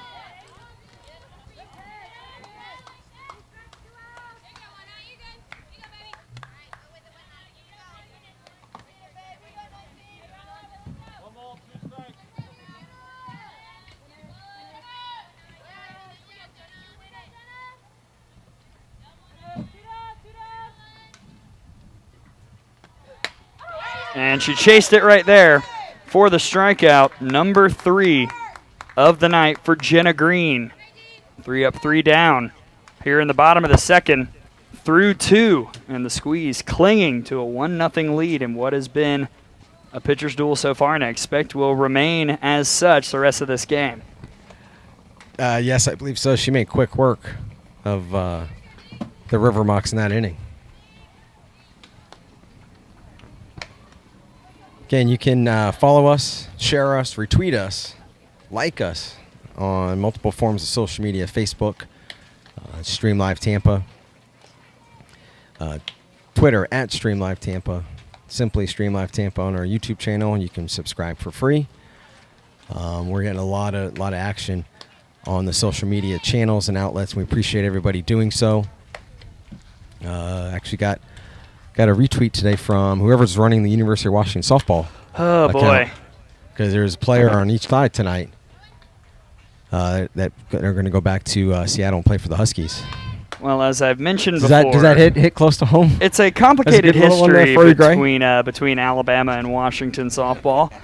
And thankfully, it wasn't complicated the last time those two teams met back in February at the SPC Elite Invitational, an 8-0 run rule victory for the Crimson Tide. But I have zero doubts we will all see each other again in 2021, and I'm sure Gabby Plain will haunt my nightmares one more time. As Summer Baker steps in, it's 9-10-1 for the Squeeze here in the top of the third. First pitch in, a strike to Baker, freshman in 2020 out of Florida Atlantic. Haines City, Florida native. Another player looking for her first hit of the summer so far, 0 for 6 with a couple of walks and 3 Ks.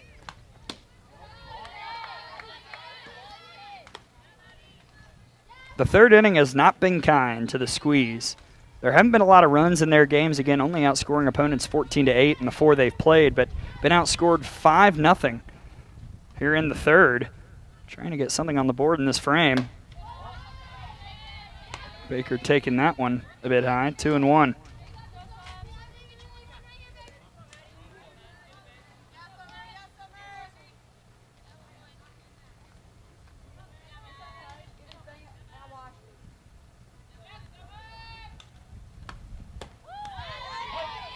Off speed, working for Davis, 2-2.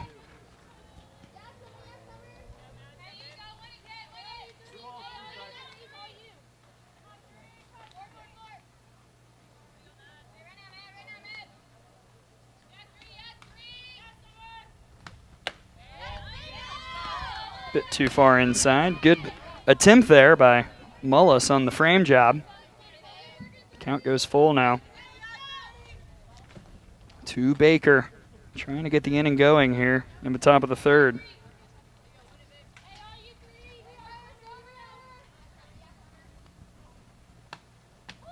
Floats in there for a called strike 3.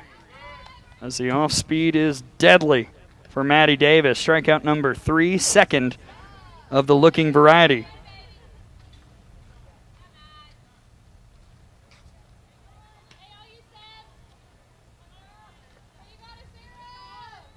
To the 10 spot, Sarah Berfume.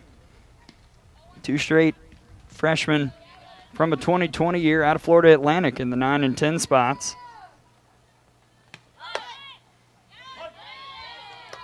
Berfume last night was the lone run that crossed the plate after being driven in by Jordan Wolf. At the 1-0 victory over the Lynx, she is 1 for 7 so far this summer.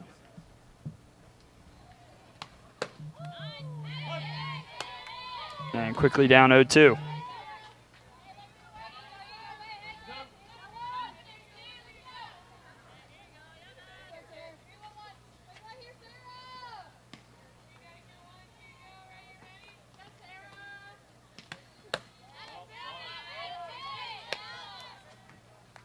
Davis not missing her spots by much.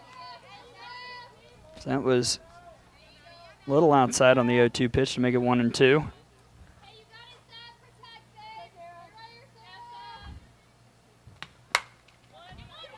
Slow roller.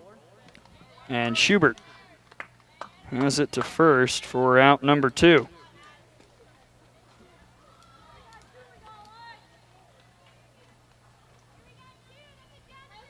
But we go back to the top of the order with Alexis Johns. Ground out back in the first.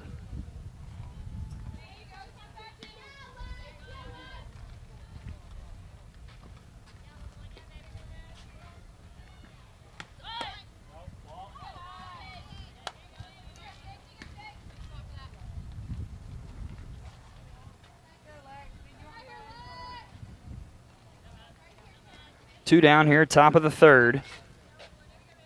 1-0 Squeeze after a Taylor Johnson solo homer in the second.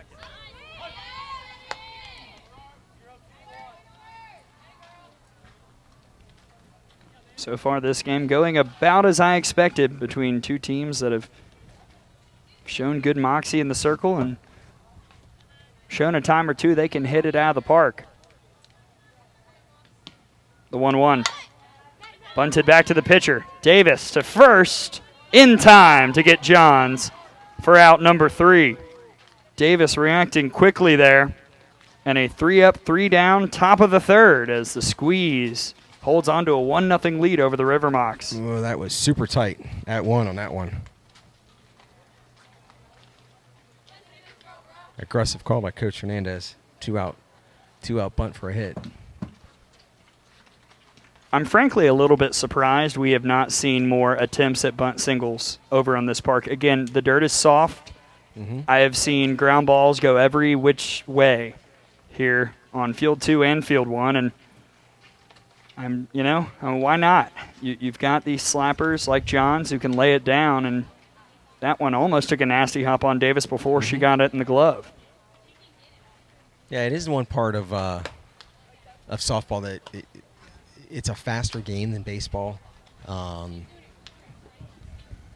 the bunt can really be dangerous and aggressive. And you can see that in Coach Hernandez right there with 2 outs, nobody on, trying to get a bunt for a hit, and it was a close call at first.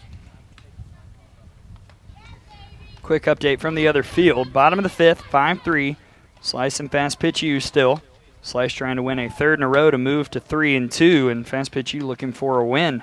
0-4 right now this summer. As we head to the bottom of the 3rd, it is 8, 9, 10 due up for the River Mocs. Benson, Mullis, and Quinones going up against Jenna Green, who so far has given up a hit. Hasn't walked anybody, struck out 3, including 2 back in the 2nd. Real quick, right before this first pitch, looks like Jenna's got some friends and or family making good comments of Will Starling, Michelle Lindsay, Hunter, cheering on Jenna, as well as quite a few others that we'll get to. Welcome, folks. Glad to hear some Blue Hose faithful tuning in here on Stream Live Tampa. As Gabby Benson steps in, first pitch all the way to the backstop, just a bit high. Benson, a sophomore last year for Georgia State out of Buford. 0 for 2 last night against the Pioneers. Did walk once. 1 for 7 this summer.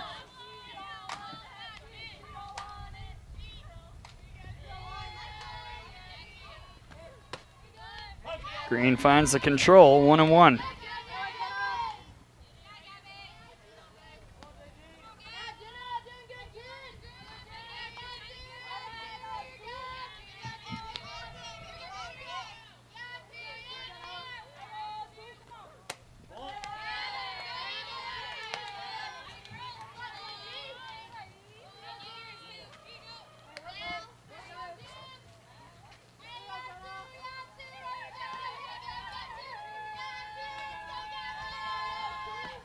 Two-one upstairs, and Green for the first time in a bit of trouble and in that bat.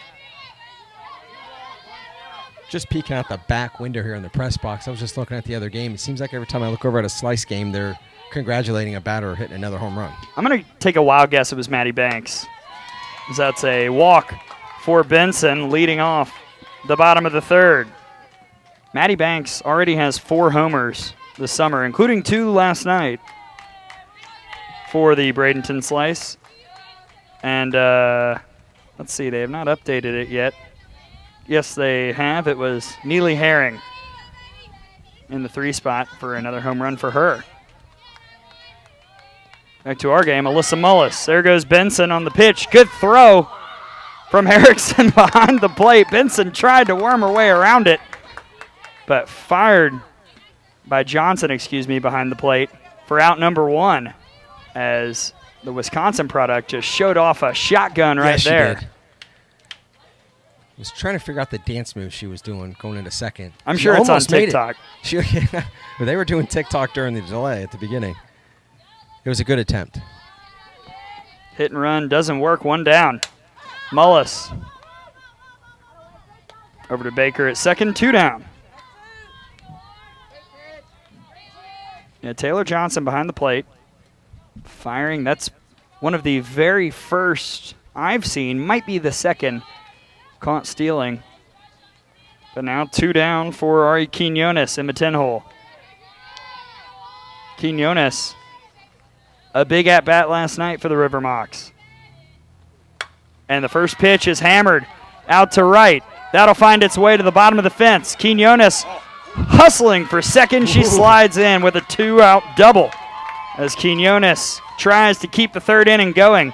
First pitch swinging out to right center. Just attacking a pitch left a little bit too sweet from Jenna Green And now a chance for Claire Ginder at the top of the order. 0 for her last 5 in the last 2 games. Yeah, during pregame interviews when we were interviewing some of the Mocs players, Claire was one that she looked a little more eager. You could tell she hadn't gotten hit in a little while, and she was ready for tonight's game, so she's got a big spot right here with runner at second, down 1. 2 outs here in the bottom of the 3rd.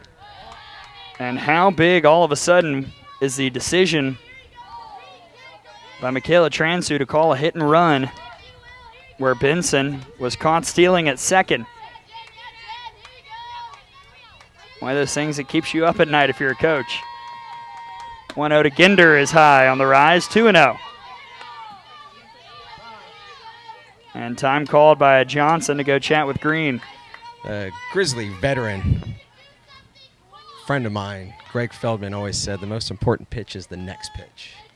So I think you always try to preach that to players, and I think that should hold true with coaches. But I agree, coaches making decisions for the other team or for the other players on their team, and it's tough not to second guess yourself. But hey, they got a spot right here they can pick up for that and see if Ginder can knock her in. Obviously, coaches would never tell you, but you know they think about it when that chance is missed. But Ginder can indeed come through. She's got a hitter's count, and she keeps the bat on the shoulder.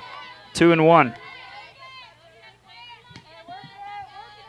Quinones at second, 2 down, bottom of the 3rd, 1-0 squeeze.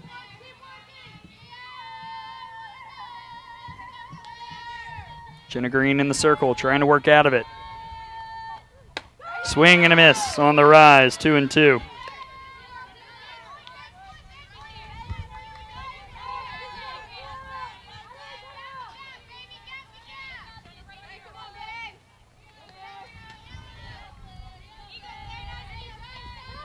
Missy Green go back to a rise here. She does. Ginder chases for the strikeout as Jenna Green relies on a pitch up in the zone to end the threat. And the River Mocs can't push across the runner in scoring position through 3, 1-0 squeeze. Drama early. See if we can keep going as we head to the top of the 4th.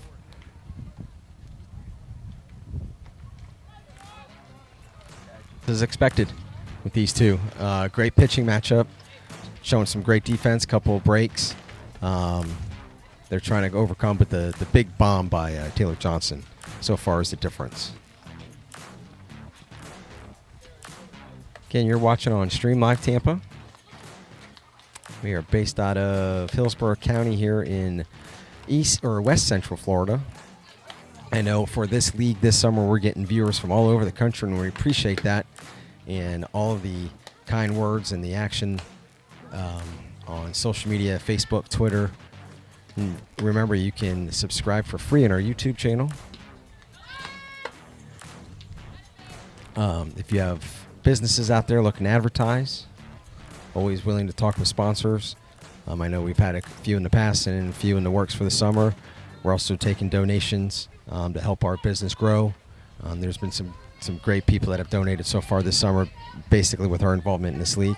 We'll get back to the action as we go to the top of the 4th. Squeeze up 1-0. 2-3-4, starting off with Stormy Konselnick, then Nikki Cochran and Taylor Johnson. And Konselnick goes hard after the off speed. She struck out looking back in the 1st.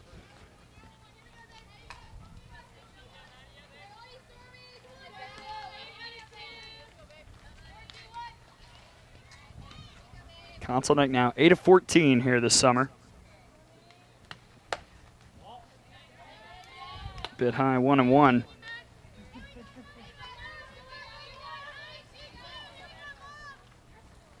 Maddie Davis in the circle. She struck out 3. She's only allowed 2 hits, but one of those was a bomb by the player in the hole here in this 4th inning.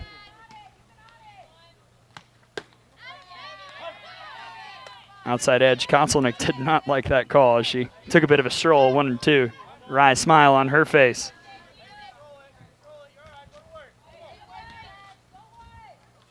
Home plate umpire has been given the outside edge all night long. Didn't have to be a perfect strike zone, just consistent both ways. And the off speed swung on and missed by Kotzelnick.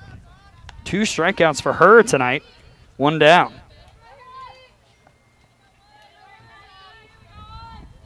And now to Nikki Cochran in the 3 spot.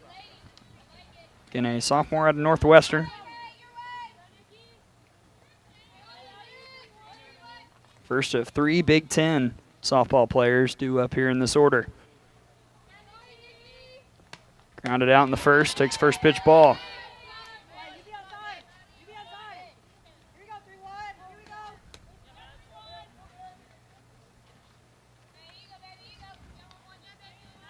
Cochran, part of the effort that got Northwestern the 16 overall seed a season ago.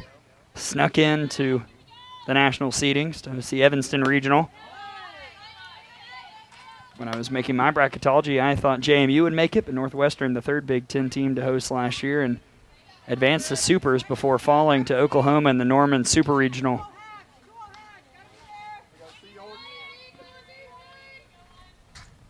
(2-0).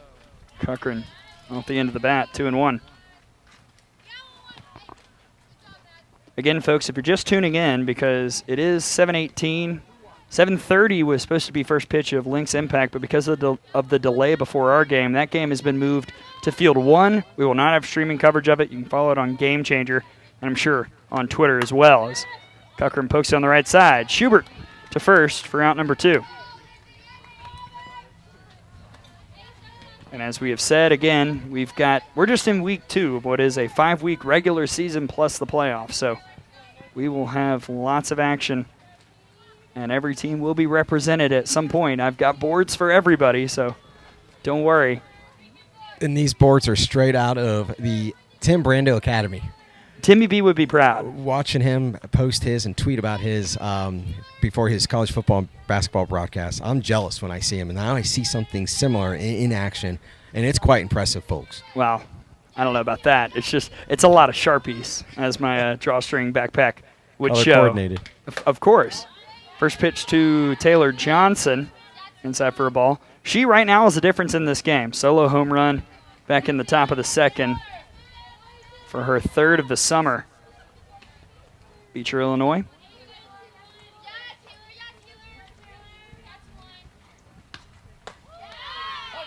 Again, we talked about it earlier. Part of a Wisconsin team that ended, I think it was 41, a 41-game winning streak for the Oklahoma Sooners in the Norman region. Had to come back and win the 2nd game, but couldn't do that against G. Juarez and Patty Gasso.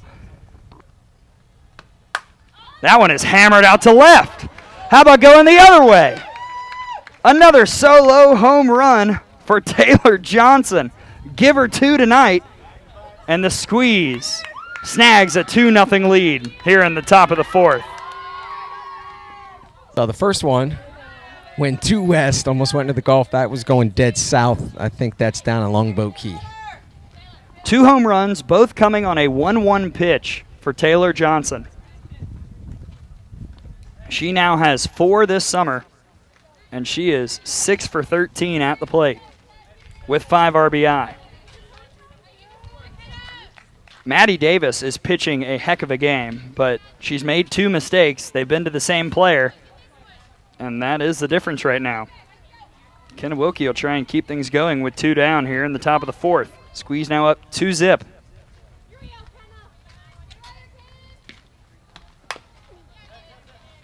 Last time Wilkie was up, she popped out after swinging at what felt like everything. Or she took 1 ball in her first at-bat, but it was on a check swing well inside. Coming out hacking already.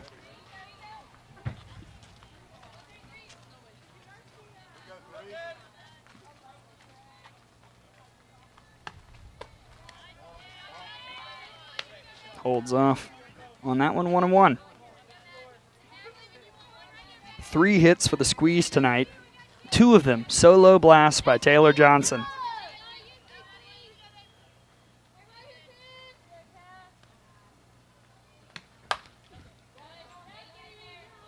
We're seeing Davis really jam Wilkie on the inside, going in on the hands. Wilkie just fighting him off, hoping that Davis will make a mistake in the circle. leave one over the plate that she can pound.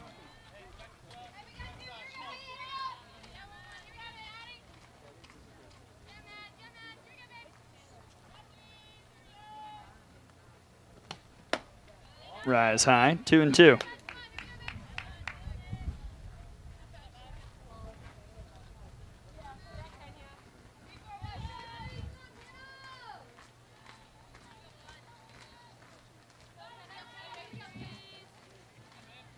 Two down, top of the fourth. And that one will hit Wilkie. Came in on the hands, and she'll head for first. On the first free pass surrendered by Davis in the circle so far tonight. Set up Jordan Wolf, who singled back in the second on what was essentially a swinging bunt that just died right in front of the plate.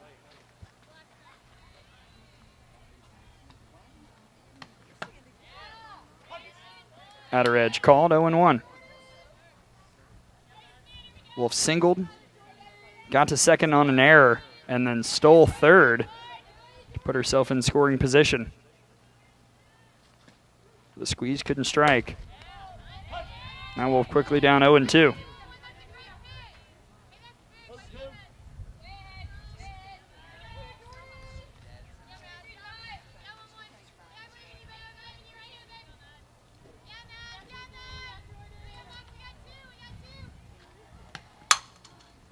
Same place, this time over to third as Davis kept on hammering the outside edge. Emily Erickson makes the play for out number 3. But again, Taylor Johnson, 2 for 2, 2 solo home runs, and it's 2-0 squeeze. River Mocs will look for the offense to get hot as we head to the bottom of the fourth.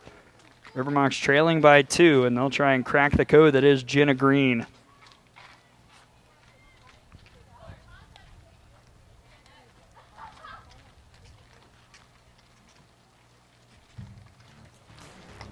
Two-run lead for Jenna Green, kind of like 8. The way she's throwing tonight, and it's not just tonight. It's just it's just her game all summer. We've seen the River Mocs get okay contact, but she's doing exactly what she did against the Slice the other night, giving up some hits, but none of them in a row, really scattering them across the order. And the River Mocs, though, have lived dangerously. They have trailed at points like this already this season a couple of times and found ways to win. So certainly not out of it despite the talent in the circle. Quick update for what's happening over on the opposite field. They are in the top of the 6th, 7-3 Slice over Fast Pitch U.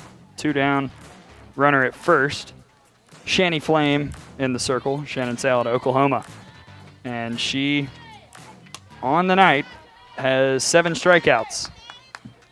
Here back to the bottom of the fourth. Squeeze up 2-0, but it's 2-3-4. Good part of the order to respond if you're a River Mocs fan. Mac Leonard singled in the first. Also stole a base.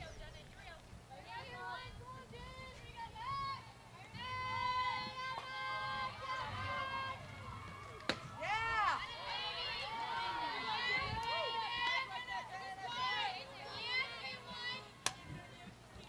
2-0 count now. Let's see if Leonard gets a pitch she can drive. Been watching the 2-0 and 3-1s all week long already, and Leonard fouls back a bunt. 2-1. Exactly. Sure. I thought the same thing. Hey, we were talking about, sorry, Greg, we were talking about the 2-0, 3-1 counts and how similar they can be. But getting aggressive there, trying to bunt on 2-0. Corner's playing back, but still.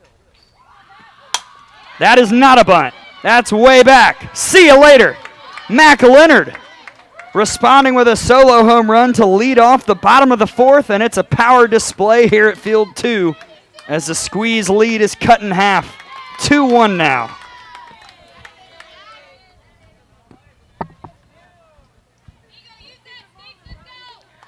Living by the bomb tonight. We got 3 of them. Bottom of the fourth, 2-1 squeeze. meeting in the circle for the squeeze infield. And Stormy Kotzelnick, player going to Washington, just out of high school, really leading the discussion there with her teammates. That's something Coach Mario Hernandez and Carson Gordon have talked a lot with us about. She's just a natural leader, despite being so young, which of course scares me considering she's going to Washington to play for Heather Tarr and that fantastic program out there. Here's Emily Erickson. She struck out looking in the first inning. Looks at a changeup right down the middle, 0-1.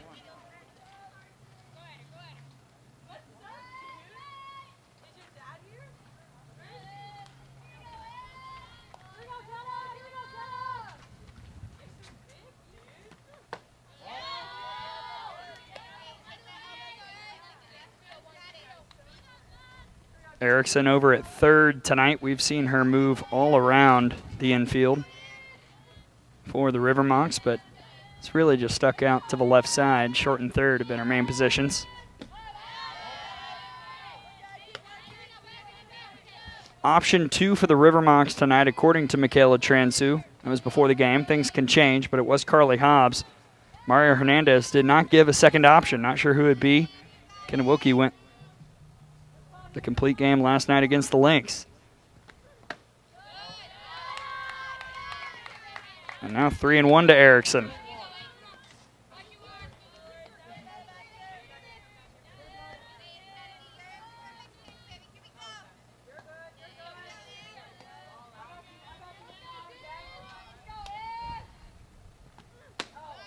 Misses inside. That's a walk.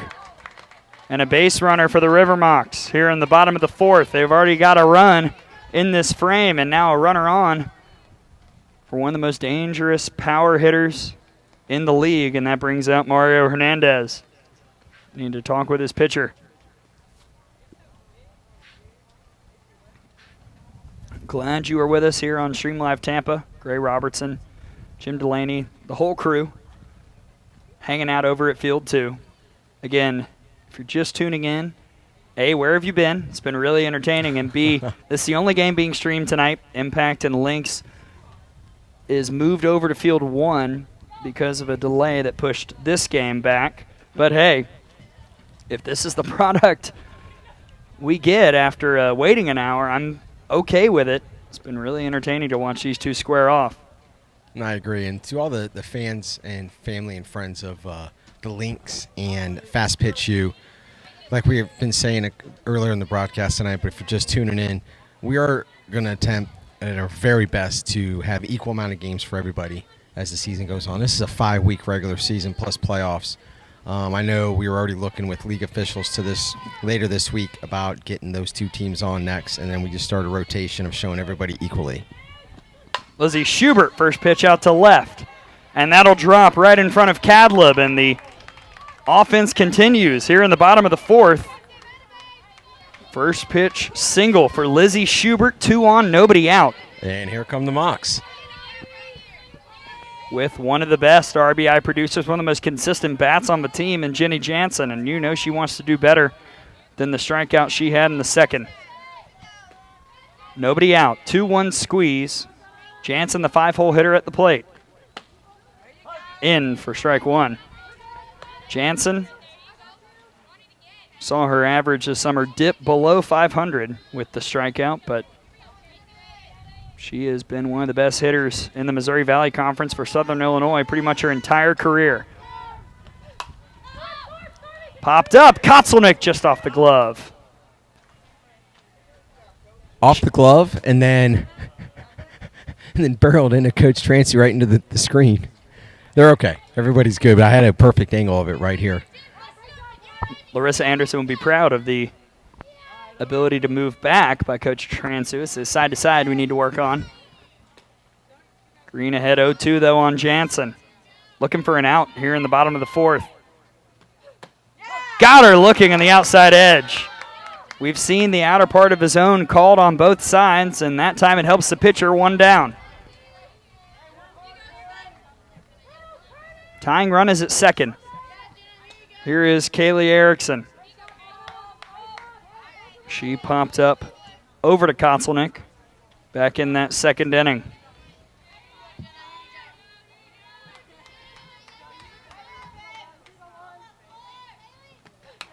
First pitch found back on the rise, 0-1.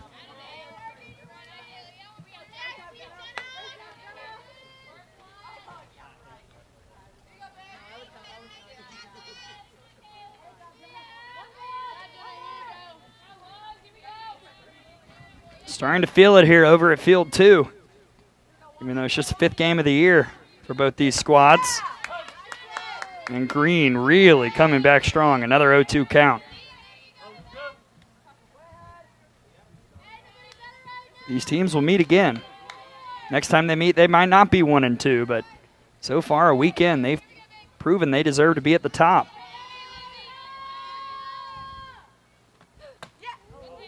Oh, wow. Just missed. Perhaps a bit low, 1-2. Yeah, it was a nice try by Johnson to frame that in the outside corner.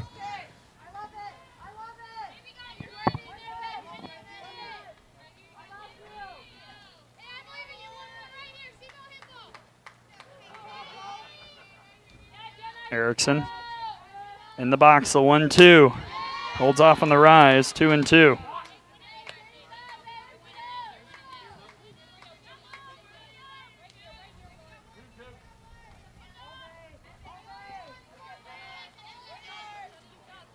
Two-one squeeze, 1 out. Runners at first and second for the River Mocs here in the bottom of the 4th. The 2-2. Popped up. Kotzelnick's got a beat on it. An infield fly anyway for out number 2.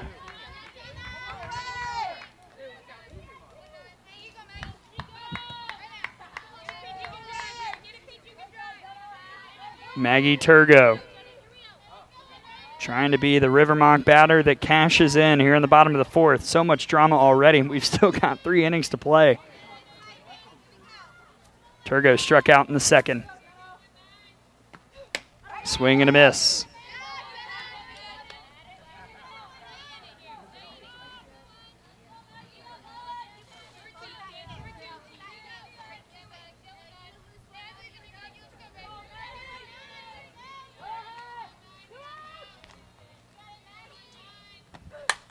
That one is hammered foul, drifting into the practice pitching area over there, 0-2. And Green, since giving up the home run and the 2 batters that reached on the walk and the single, she's gotten ahead of the last 3, 0-2.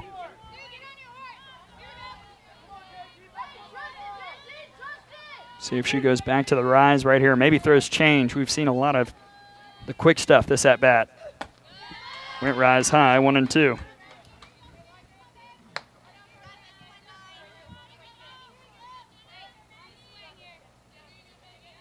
Now might be the time for the changeup. Just change the eye level way up with that high rise. Changeup in the lower part could get Turgo.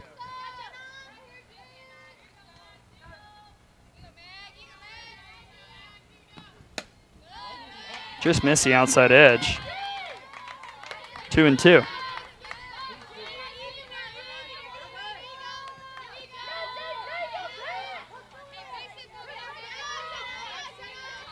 Erickson at second, Schubert at first.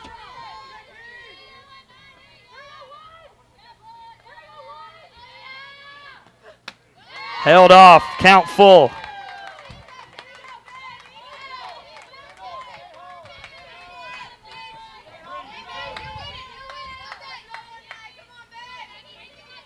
Runners will be rolling here. Properly placed, River Mocs could snag the lead. Turgo just looking for a base hit, though. The payoff. Too high, bases loaded. Turgo sees 4 straight balls, and they're juiced for the 8-hole hitter, Gabby Benson, with 2 outs.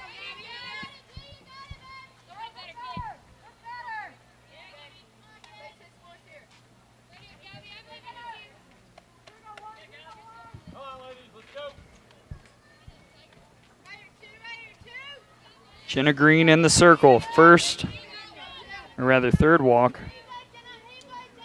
She has surrendered, but first time we've really seen her pressed a bit. And that time, Couldn't find the right pitch. And interestingly, no changeups in that entire at-bat. Here's Gabby Benson. She walked in the third. Wow, just missed. 1-0.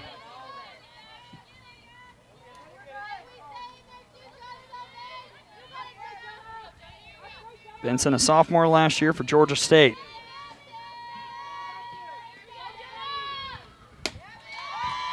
Quickly ahead 2-0.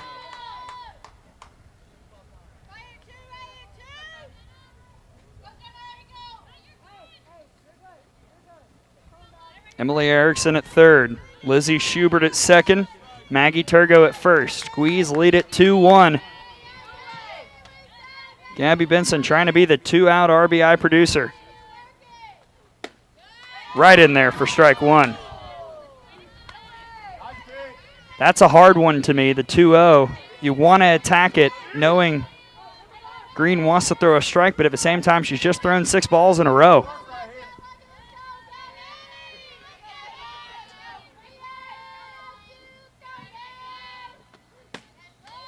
Too low, 3-1.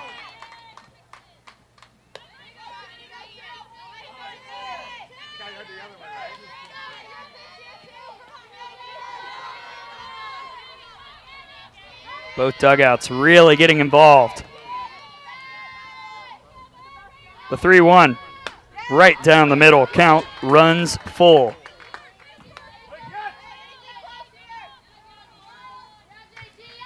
It's a packed scoreboard right here. We got bases loaded, full count, 2 outs.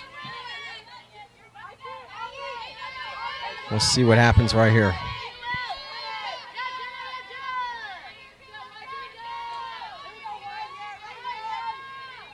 The 3-2.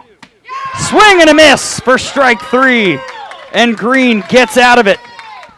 The drama building here in the bottom of the 4th.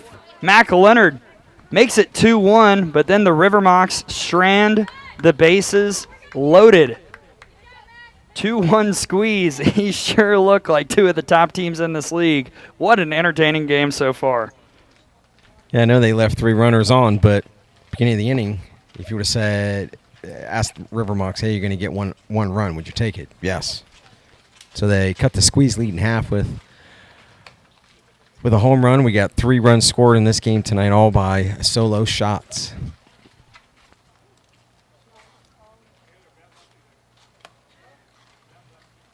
Quick update for the fans of the Slice and Fast Pitch U.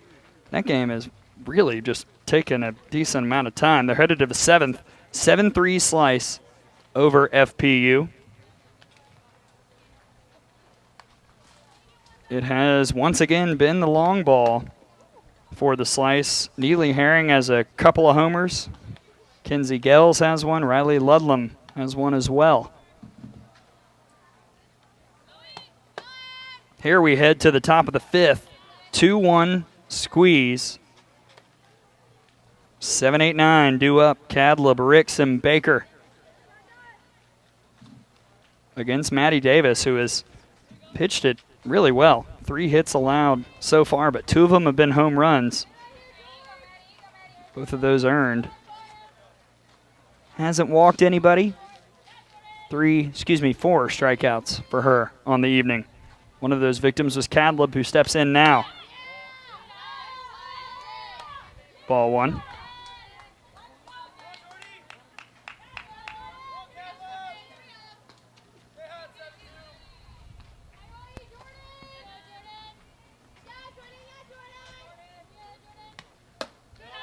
Too high, and Cadleb ahead 2-0.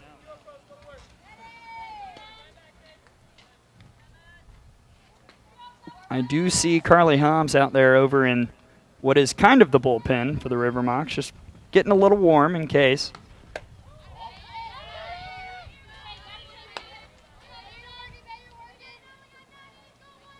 In the opener against the Lynx, Davis got the start and just kind of ran out of gas as that game went on. We saw situations like this where she got behind 3-0. A couple 4-0 free passes in that game against the Lynx. Again, it's been a long time since these pitchers have thrown complete games. 4-pitch walk there to Cadleb. Lead off runner on here in the top of the 5th.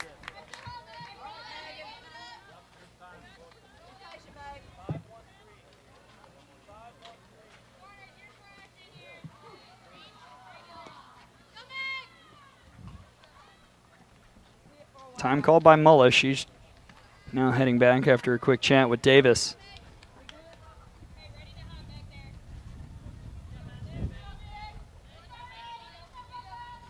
Megan Ricks 0 for 1 today. Still in search of hit number 1 this summer. Might see her try and lay down a sacrifice.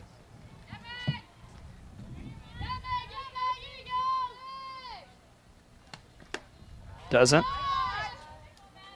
And Mullis has her eye on Cadlib over there at first.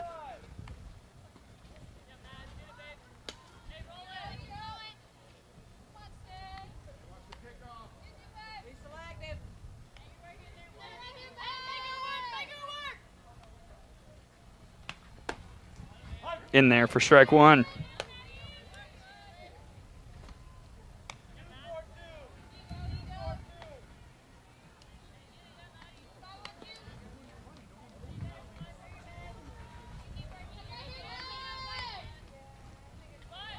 Now she shows bunt, pops it back. 1 and 2.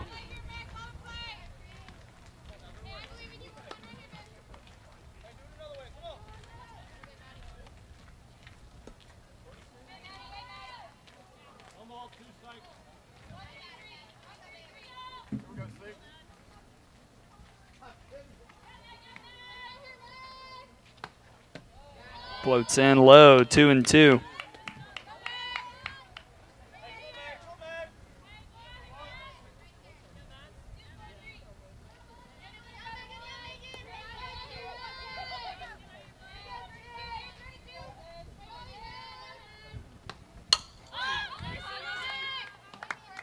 Good fight by Ricks here. Squeeze has gotten a run in the second off a solo home run by Taylor Johnson, a run in the fourth on a solo home run by Taylor Johnson.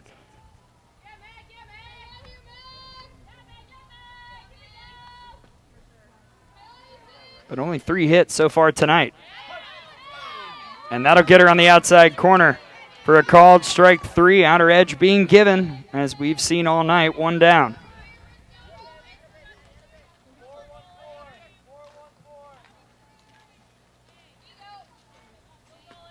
Summer Baker, one of the strikeout victims. Davis has put up 5 Ks. Swing and a miss on the high stuff.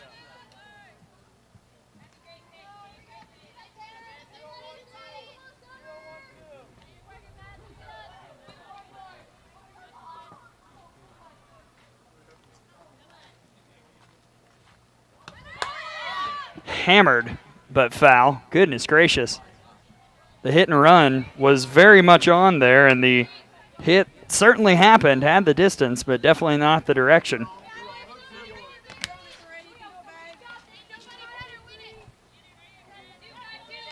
Couple of straight rise balls from Davis. See, we see her attack a little bit lower now.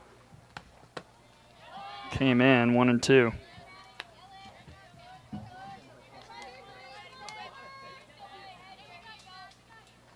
Update on the other field, it is final slice, moving to 3 and 2 on the summer. They beat Fast Pitch U 7-3. Shannon Sale in relief. We'll give you a couple of numbers from that game in a moment. Coach Snyder gets her first win. Now she's got 3 in a row. University of Arizona Twitter account gave her some Yes, love earlier yes, they today. did. Neely Herring 2 for 3, 3 ribbies, a couple of homers. Shannon Sale, 4 innings in relief, no hits, 11 Ks. Count runs full to Baker. Fast Pitch U now 0 and 5. Might need to go back to the drawing board after what's been just a really tough first couple games for that squad. Full count to Baker.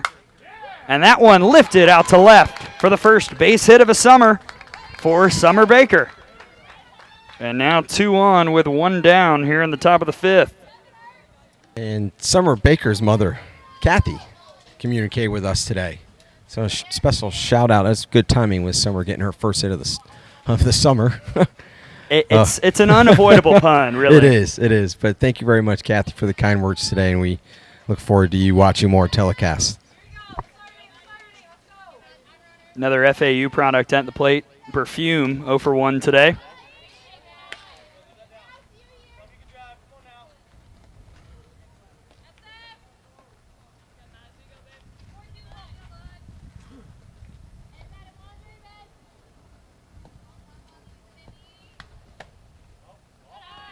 Davis starting to miss a little bit farther outside.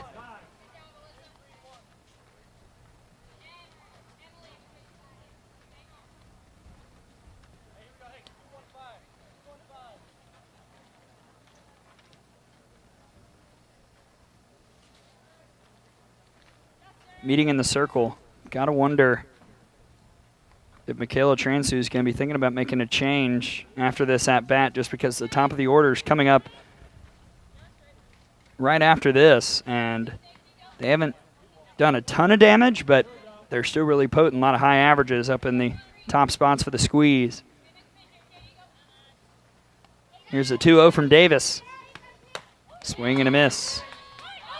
And going to third is Cadleb. Heads up base running. Caught him napping. Aggressiveness from Mario Hernandez. Runners on the corners now. And an RBI chance for Perfume. This may be one where you try and sneak one down. She does, and it just goes foul. Coach Hernandez was telling me the other day he loves the suicide squeeze. The corners were playing at the bag. Would have been a long run. If that had gotten down, it's probably 3-1 squeeze. Did he lobby for the team name Squeeze to manage then? Perhaps. Yeah, we're already on a roll with the corny puns, so. Well, again, got to have the young people grown somehow. But 2-2. Swing and a miss. What a pitch from Davis for out number 2. High changeup, well up in the zone, and for slappers, that's the one that you pray you don't see. And here comes Michaela Transu, just like we expected. That might be it for Maddie Davis. We'll see if this is just a quick infield meeting or if this is a change. No indication so far. Top of the 5th, 2 outs. Runners at first and third. And no change. Transu will stick with her starter against Johns, who's 0 for 2 so far tonight.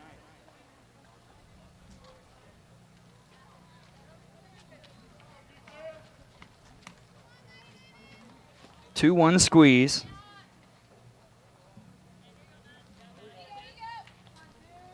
Alexis Johns at the plate. Sophomore out of Florida International. 2019 Conference USA All-Freshman team. Outside edge for a strike. And speed over at first, and Summer Baker might see Coach Hernandez try and get a little tricky if he wants. See if the double steal goes on and if he can get Mullis to make a throw and make a mistake. There she goes. The throw to second will not be in time, and coming in to score is Cadleb, who waited perfectly. 3-1 squeeze.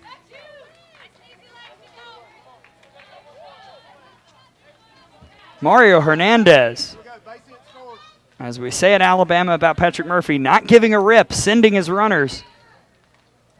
And now 3-1 here in the top of the 5th. That went in for a strike to Johns.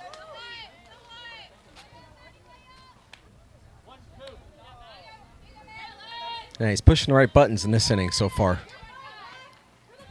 A single, a walk, and 3 stolen bases by my count for the squeeze here in this 5th inning. Time called. Playing the small ball. It has worked here tonight. Outside and high.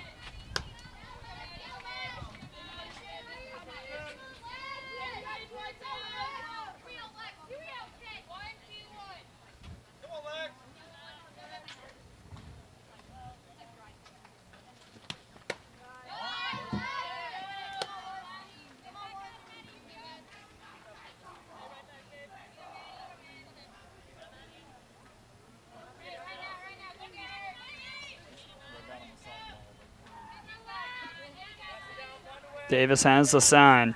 Still 2 down. Fouled back.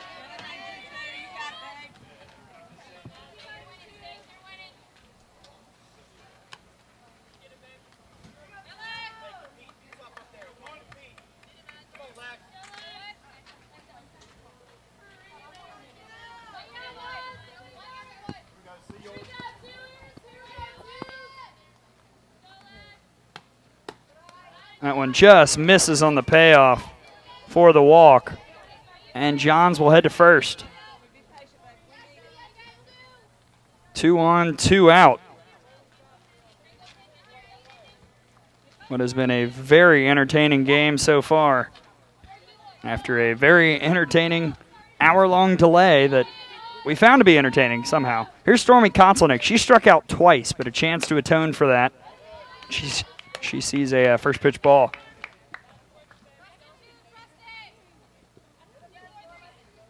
Kotzelnick struck out looking in the first, struck out swinging in the fourth on a change. That floats in for strike 1. Kotzelnick entered the night 8 for 13 this summer with 4 RBI and 5 extra base hits. 3-1 squeeze.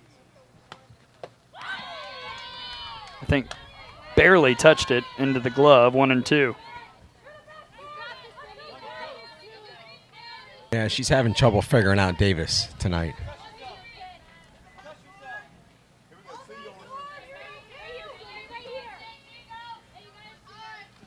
One-two to Kotzelnick, floats just outside.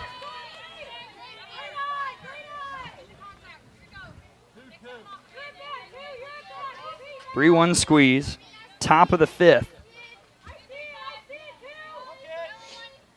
Stormy Kotzelnick, a real chance. 2-2. Swing and a miss for strikeout number 3 to retire the side. Maddie Davis continues to rack up the Ks. That's number 7 on the evening for her. However, a walk, a single, and 3 stolen bases with one more walk right at the end of the inning that didn't produce any of the runs leads to the squeeze adding one more. 3-1 headed to the bottom of the 5th. River Mocs will look to answer once again in what has been just an unreal game here this early in the season.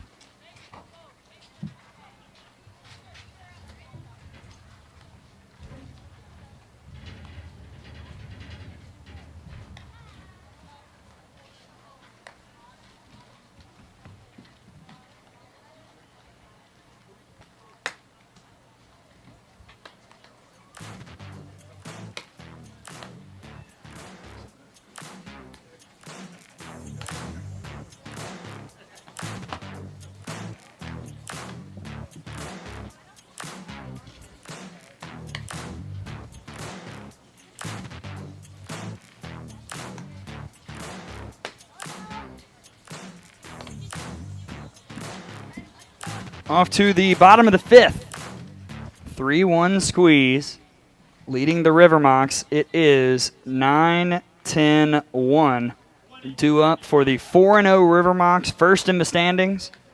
The 3-1 squeeze, second in the standings, clinging to a 2-run lead. And we've got a pinch hitter coming in for the River Mocs. It is Megan Wright. Tagging in for Mullis. Pinch hitting here. Her first at-bat of the league, just got here yesterday, appeared as a pinch runner in the win over the Pioneers. Incoming freshman headed off to UCF in 2021, facing off against Jenna Green. 5th inning of work. Right out of Apopka, Florida, Mount Dora Christian Academy.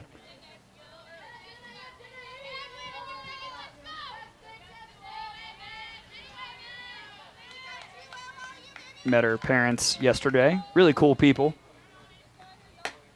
Chases the rise, 1-1. That went way up in the zone from Green. Green tonight, 1 run. It was earned, 4 hits allowed. She struck out 6, walked 3. 2-1.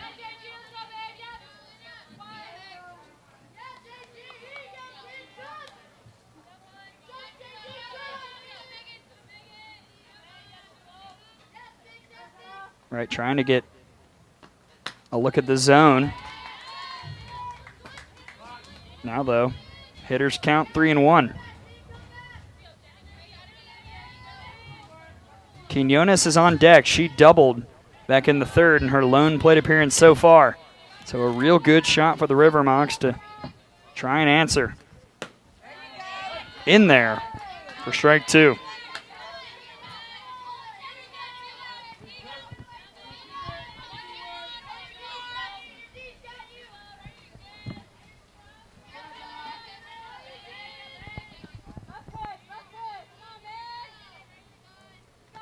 Payoff. Got her. Strikeout number 7 for Jenna Green. 1 down. Going Rise again. Hammering the upper part of his zone.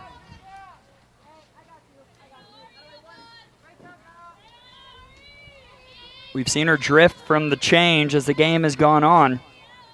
See what she does against Ari Quinones. Like we mentioned, double back in the third on the first pitch. This time she takes first pitch high for ball 1. Quinones now on the summer, 3 for 10. Hero last night had the RBI walk on a full count with 2 outs in the top of the 7th to tie the game with the Pioneers. Right in there for strike 1. Quinones' first career home run for the Washington Huskies was against Oklahoma in 2020. Despite the complicated history between Alabama and Washington, can never be mad about a home run against the Oklahoma Sooners. It's also been really interesting to watch these pitchers tonight try and toy with the outer part of the zone, see, okay, what's going to get called, what won't be. Try and stretch that strike zone. Foul back, 2-2.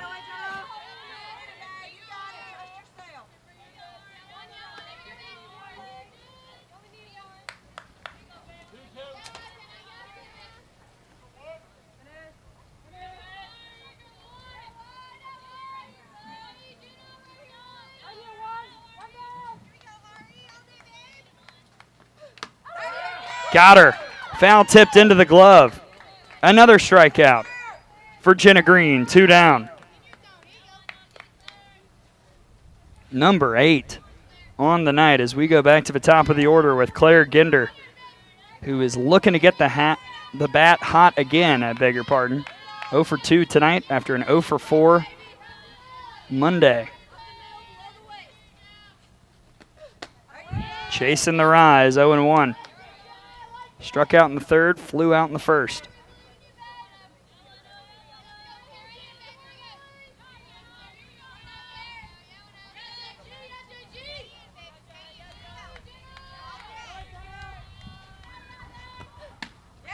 Right in there for strike 2.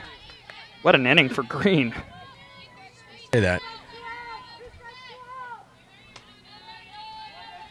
First 3 were just like this one. The 4th one, she got in a little bit of trouble, and see if she can have a shutdown inning here in the 5th. Expect a rise. Too high, 1-2. Ginder said, no way am I swinging at that one.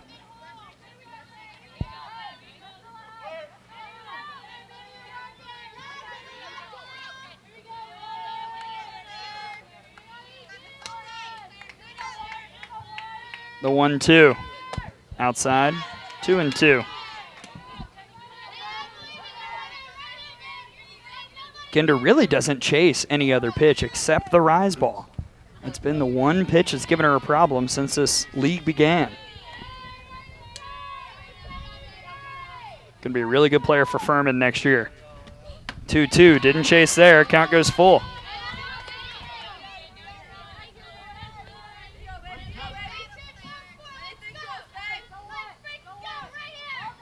Ginder trying to get the 2-out rally going.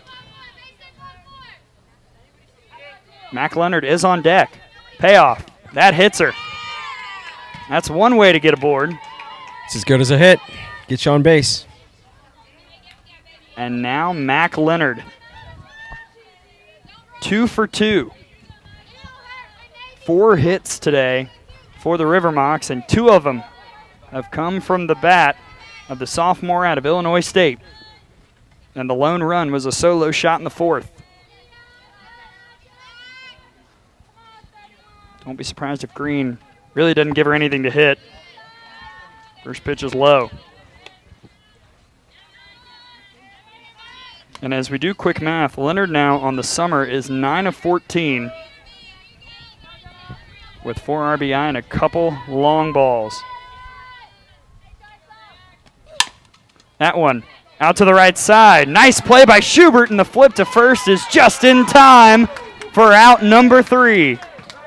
Absolutely laying out was Baker, excuse me, over at second to get there in time. And Cochran had her foot on the bag. That'll do it here in the bottom of the 5th. 3-1 squeeze. Could we see a pitching change as we head to the top of the 6th? Yeah, we will see it in that that last play in that inning. You know what they always say, first baseman makes the infielders look good sometimes. I love the pick. Yeah, good job by Cochran. She is labeled on the FGCL roster as a first baseman. That is her position. Really dug out there. And Summer Baker, I beg your pardon, friends of Summer Baker, for calling her Lizzie Schubert, as, again, we've been on the air for a very long time now, but Baker really did a nice job tracking that one down. It looked to be going in the one spot on the right side where it could squeak through for a hit, but Baker with the speed got there in plenty of time. And interestingly, Maddie Davis back out in the circle, going up against 3-4-5 here in the top of the 6th for the squeeze. Cochran, Johnson, and Wilkie, the Big Ten trio. That is trademarked now. Don't try and use it, Big Ten Network.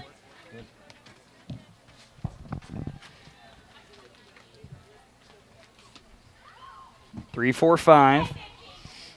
This has been the part that has done the most damage, and when I say this has been the part, I mean it's been Taylor Johnson who's been on deck, or who is on deck, but who's been making a stroll around the bases a couple times so far tonight. Cochran's 0 for 2, couple of ground outs.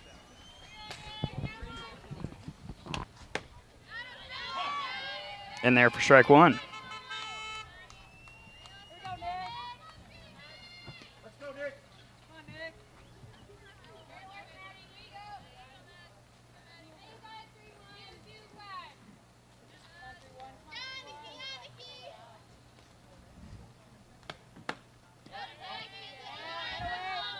Misses, 1-1.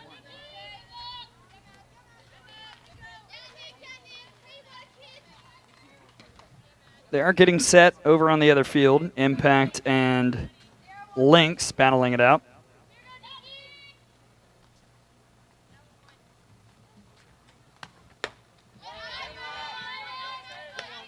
And again, with this game being delayed in its start time, for the players' sake as well as, frankly, for ours, moving that game over to Field 1. Again, we'll get you the Lynx and the Impact once again on the air. Waited on the high change, but foul.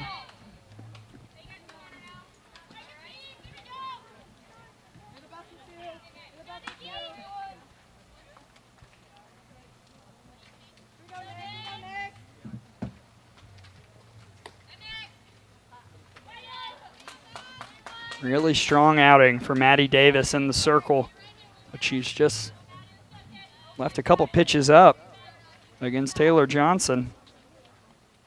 The other run came across because of smart base running by the squeeze and aggressiveness from Mario Hernandez, who's over there in the third base coaching box.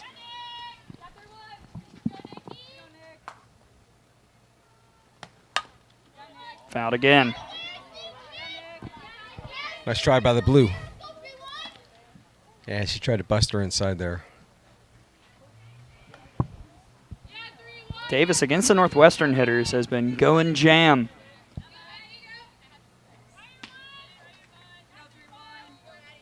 Another 2-2 upcoming.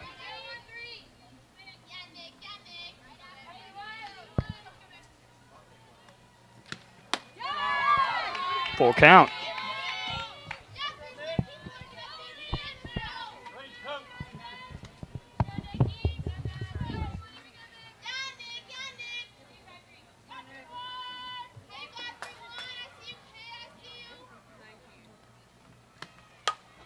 Poked out to left. Will it drop? Yes, it will. Right there in the perfect spot. And Cochran has the leadoff single here in the top of the 6th.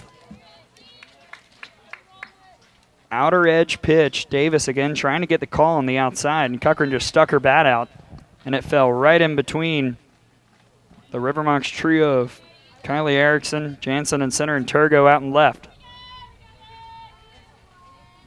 Here's Johnson. Eventful day for her. 2 for 2, 2 homers, both on 1-1 pitches. So if I'm Maddie Davis, I want to throw a strike right here.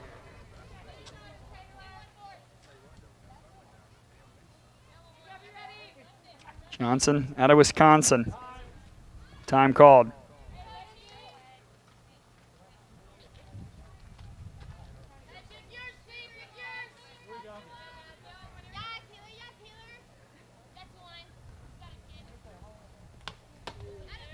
Gets the strike, 0-2.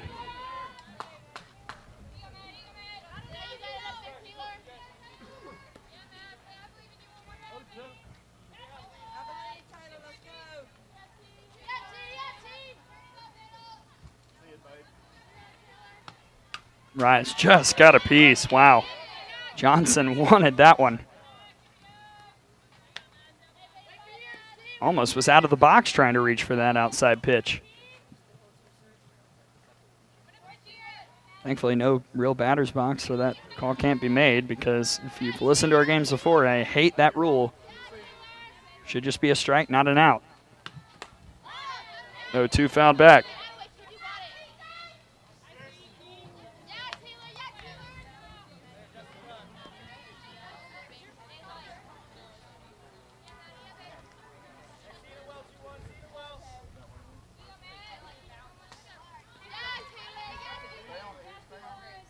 Cochran over at first, nobody out, top of the 6th. Waits on it, up in the air. Leonard makes the call for out number 1.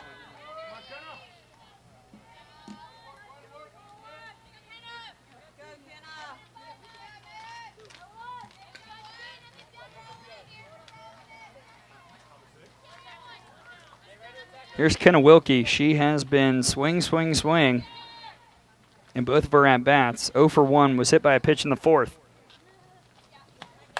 Swing, swing, swing. In on the hands, 0-1. Game plan has been clear against Wilkie. Davis is hammering the inside corner.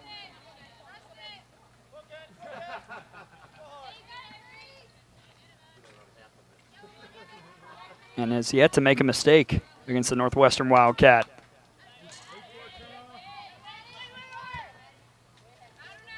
Oh, and 2.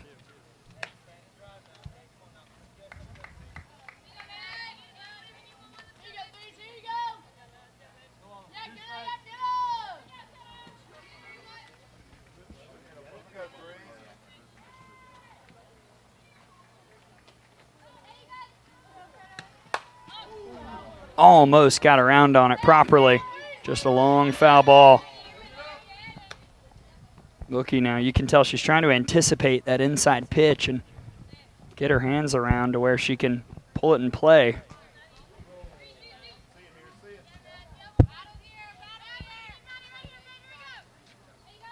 Another 0-2.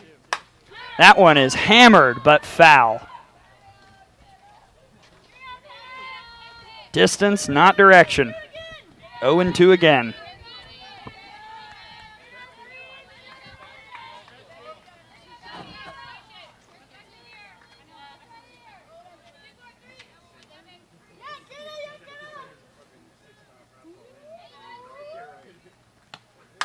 Off speed out to center.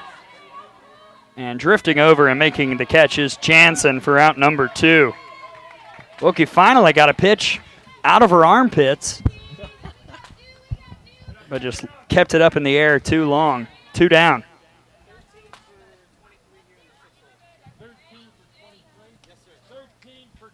Pinch hitter coming in. It's Abby Stewart out of Clemson.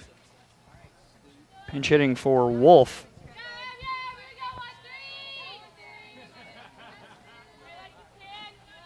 Stewart, a freshman last year for the first-year program over in Clemson, South Carolina. Coach Rittman did a nice job in year 1. Stewart 2 for 11 this summer with an RBI. 1 for 2 against the Lynx for the freshman out of Snow Camp, North Carolina, which sounds beautiful. Would love to go there. Too far inside, 1-1. 3-1 slice, or excuse me, 3-1 squeeze over the River Mocs. I'm thinking of the slice because the head coach, Gina Snyder, sitting down watching this game behind the backstop after the 7-3 win over Fast Pitch U earlier tonight.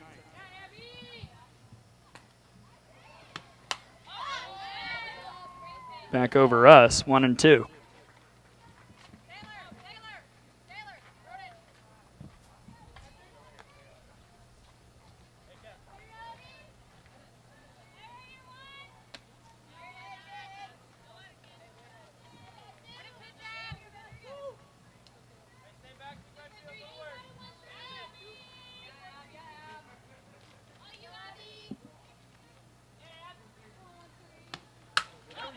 And that is out to left for a base hit. The pinch hitting choice by Coach Hernandez pays off like many of his choices have tonight.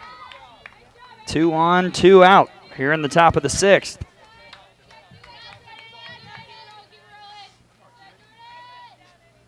Abby Stewart waiting on the off speed. Again, a little elevated. Here's Jordan Cadleb. Fouled back. Cadleb, an adventurous evening. 0 for 1. Struck out in the 2nd. Walked in the 5th. Stole 3rd on a slow throw from behind the plate for the River Mocs. And then stole home on the double steal call.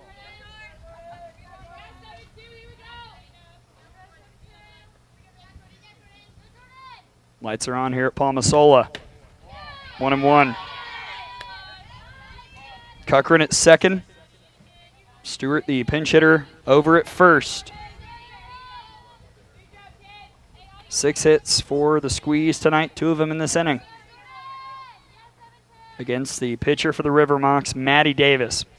Really good effort by her in the circle tonight.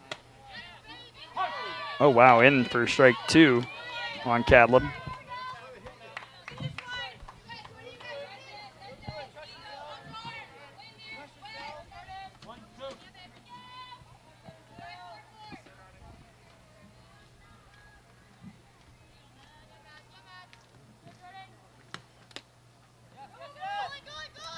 Ball gets away. I thought that was off the bat of Cadleb. Yeah, that's the call. It's very rare I get those things right, so I'm glad it proved to be correct. Yeah, I was right with you, Gray. I thought there was a tip on it. Cadleb looked a touch. I'm not sure what it was. Perhaps it hit a finger. She's flexing out that right hand. She looked at just a touch dazed in the box, but seems fine now. Just checking out that right hand.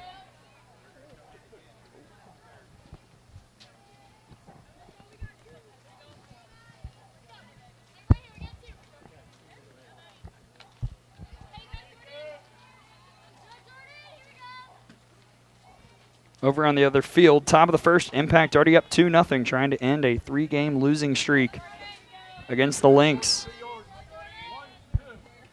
Here it's 3-1 squeeze. Top of the 6th. 2 on, 2 outs. And a 1-2 count to Jordan Cadleb.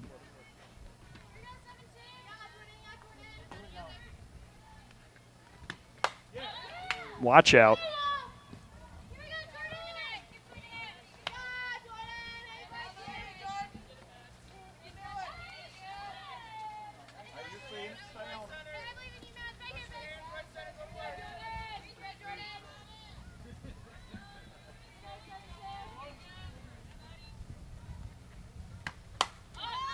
Popped up, drifting foul. Cadlib starting to get better contact than we've seen in this game here in this at-bat.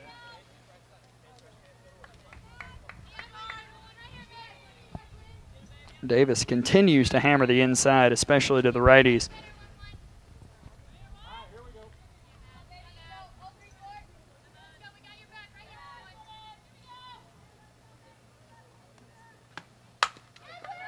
Over to short.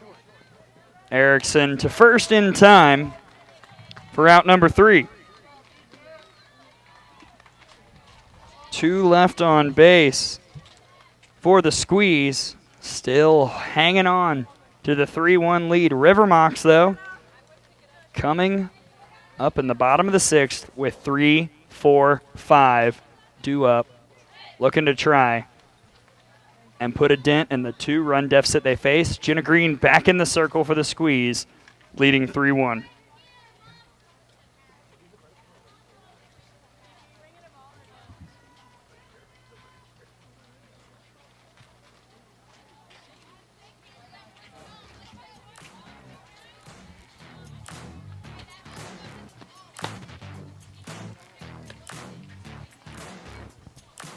And you're watching Stream Live Tampa, our coverage of the FGCL Collegiate Summer Softball League down here in Bradenton, Florida.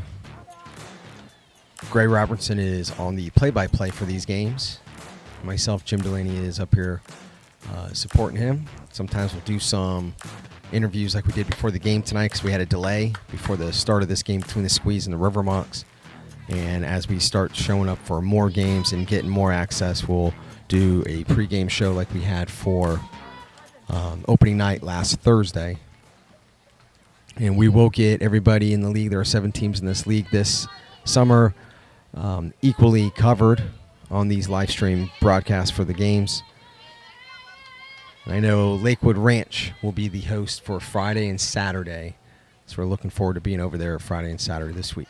I couldn't miss this marquee matchup. 1 and 2 in the league. 2's got a 3-1 lead. 1 will try and answer here in the bottom of the 6th. Emily Erickson takes a first pitch ball. She's 0 for 1. Struck out looking in the first, walked, and was left at third in the 4th. That inning looming large. That was where the bases were loaded for the River Mocs. Way up in the air. Cadlib makes the catch, 1 down.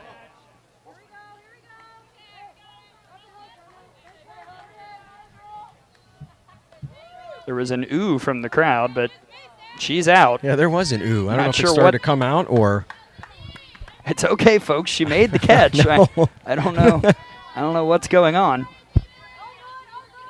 Here, though, is a young lady that can make this a 1-run ball game real quickly, and that's Lizzie Schubert. Singled in the 4th, part of a 1-for-2 night for her. Been a while since she's had a home run. In for strike 1. Haven't even gotten to read Schubert's stats. She's been first pitch in play the last 2 times up. Junior last year out of Stetson, 2018 A-Sun all-freshman team member. Justin's World of Softball Player of the Week from our good buddy Justin McLeod.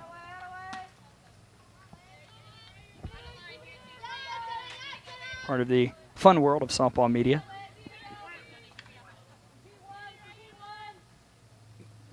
Schubert has 3 homers this summer. That won't be one of them, 1 and 2.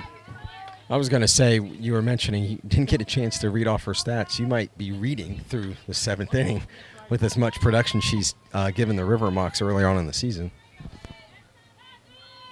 7 RBI in week 1. But a rare 0 for 3 night last night against the Pioneers. 1-2, fouled back. And from what I'm seeing, it's not for a lack of want to. She's just not getting the pitch she wants. This Green is located well so far tonight. Jansen's on deck. Popped up on the off speed. Cochran snags it, 2 down. What a job by Jenna Green getting through 3 and 4. Here's 5. And she has not had an issue with Jansen. A couple of strikeouts tonight.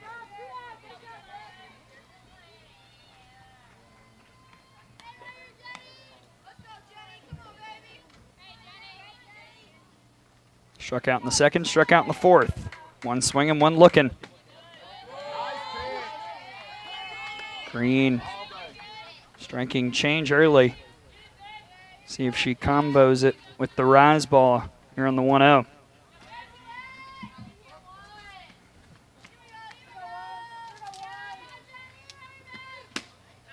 Keeps it low. 2-0 now to Jansen.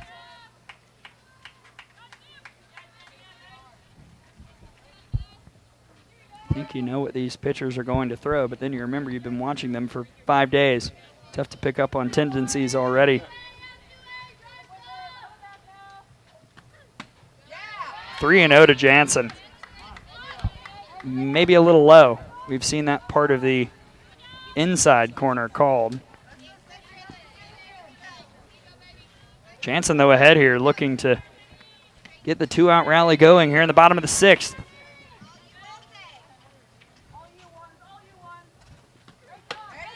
Right in there for strike 1. Kaylee Erickson's on deck. She's 0 for 2. But she's another player who has a home run already this summer. See if Jansen looks for one she can drive. 3-1. Got under it. And Johnson makes the catch for out number 3. 1-2-3 inning of the most dangerous part of the order. Jenna Johnson doing work in the circle for the squeeze, and now her offense will try and get her insurance. Squeeze up 3-1. Off to the top of the 7th.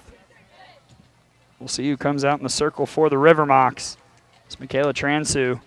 Will have a decision to make, and I think she will change something as she's chatting with the home plate umpire with the lineup card out.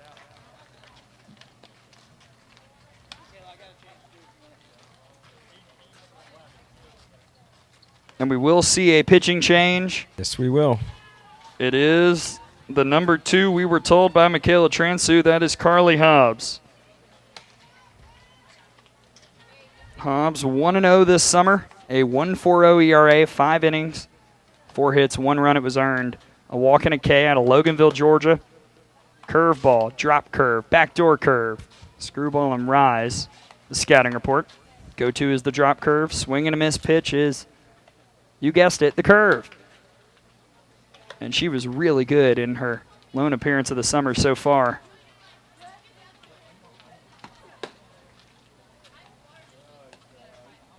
She comes in trying to keep the squeeze where they are at 3 runs here in the top of the 7th. Carly's one of the players in this league from one of the smaller schools, Truett McConnell, up in Georgia.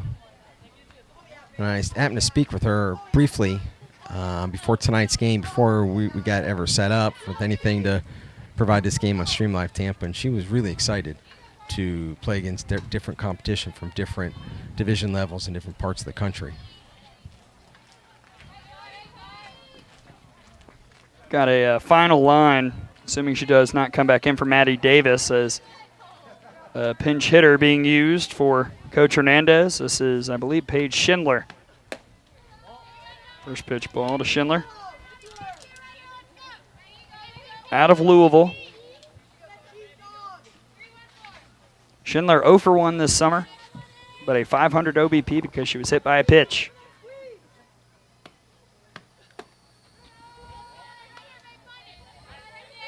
Final line for Davis. Again, she can re-enter, but probably won't see it. 6 hits, 3 runs, all earned, 1 walk, 7 strikeouts for her. Change was devastating tonight. In there for a strike.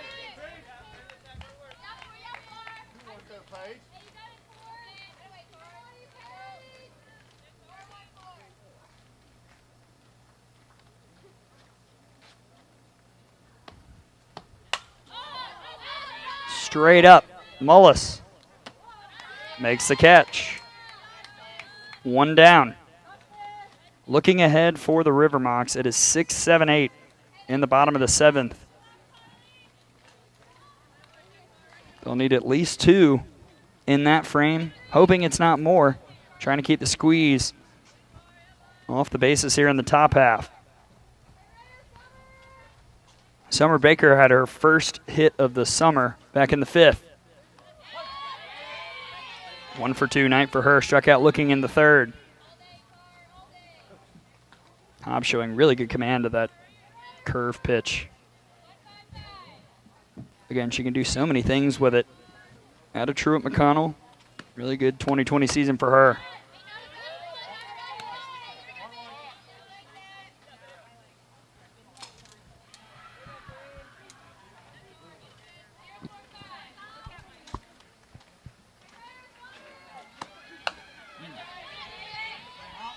Over on the other field, they're in the bottom of the 1st. It's now 2-1 Impact over Bradenton Lynx.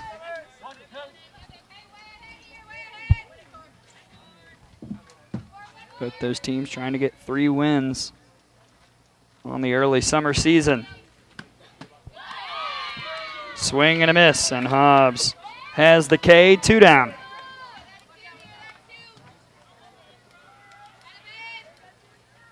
Perfume.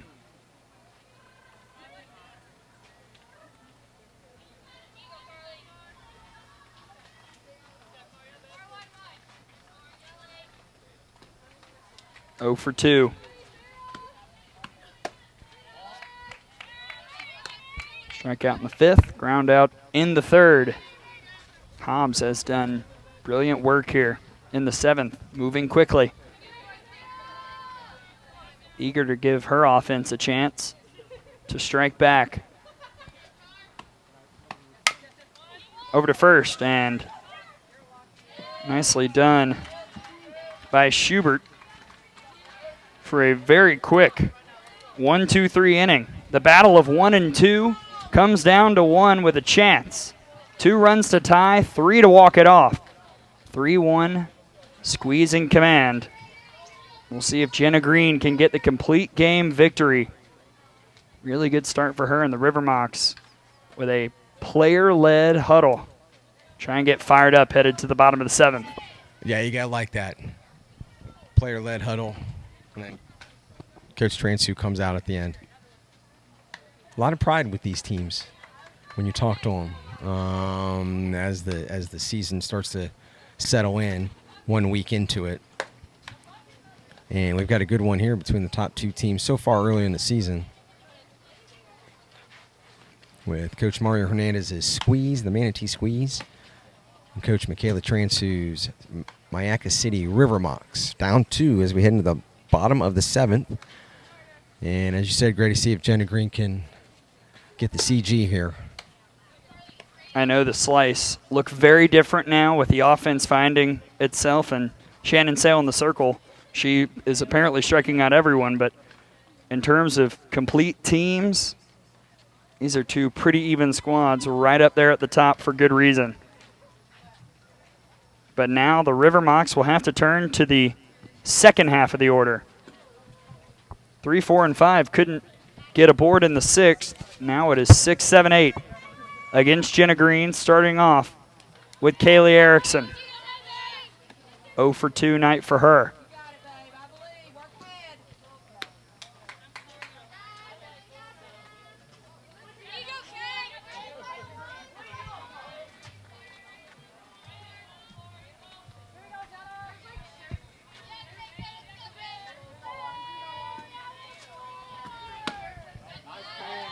Too low, 1-0. Green looking for her second complete game victory of the summer.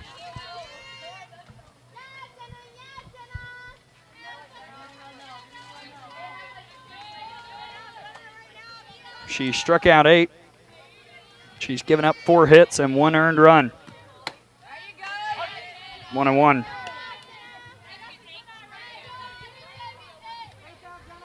Couple of free passes, 1 hit by pitch, 3 walks, but for the most part, Green's been efficient and really hasn't given the River Mocs much to do. Bases loaded in the 4th, runner on second and the third. Nice change there, 1 and 2. But the River Mocs have been here before. Down 2-1 against the Pioneers. Down to their final strike last night. Got an RBI walk, got 2 more runs, won it 4-2. Got some late runs against the Impact to win that one 2-1. Up in the air. Long run in for Cadleb. She makes the catch. We're out number 1.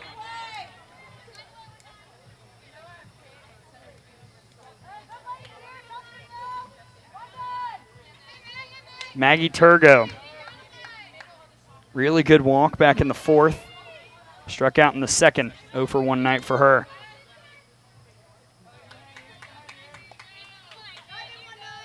Out of Western Kentucky.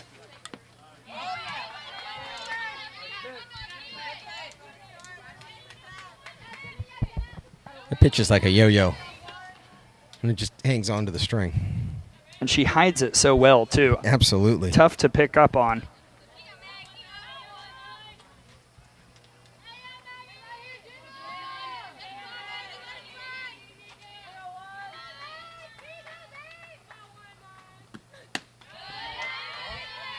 One and 1.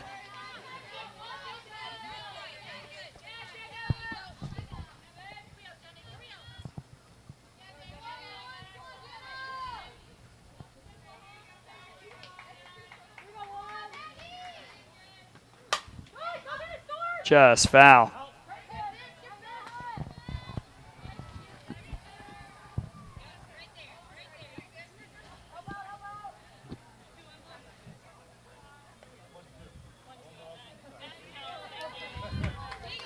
Bit of confusion on the count. We're all set now. Yeah. One Yeah, out, nobody on. Sorry, Kerr. We're privy to really intimate conversations right here at the press box, so close to home plate.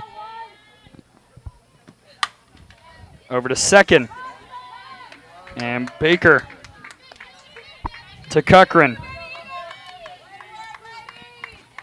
Last chance for the River Mocs is Gabby Benson.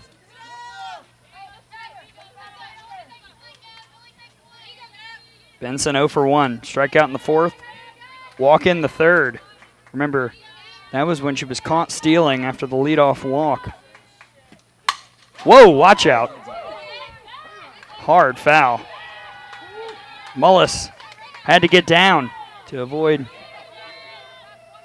a ball to the dome.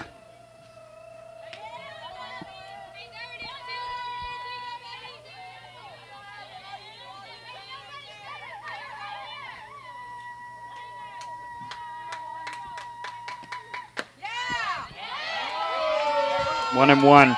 It was Benson at the plate in the 4th with the bases loaded. She struck out, now trying to extend the game for her team. Trying to stay unbeaten. Squeeze, trying to even things up at the top of the standings. 2 and 1.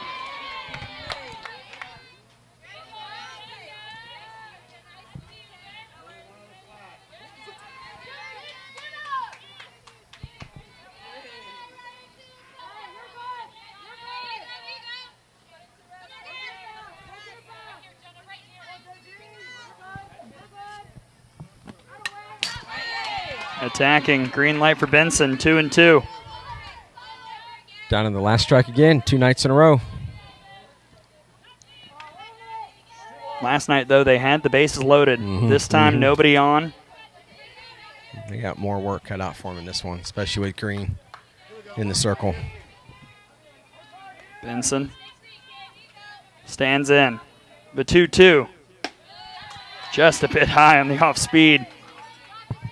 I think Benson might have been dead to rights if that had been in the zone. It was just up there. Benson showing nice fight. We've seen a lot of long at-bats from her tonight.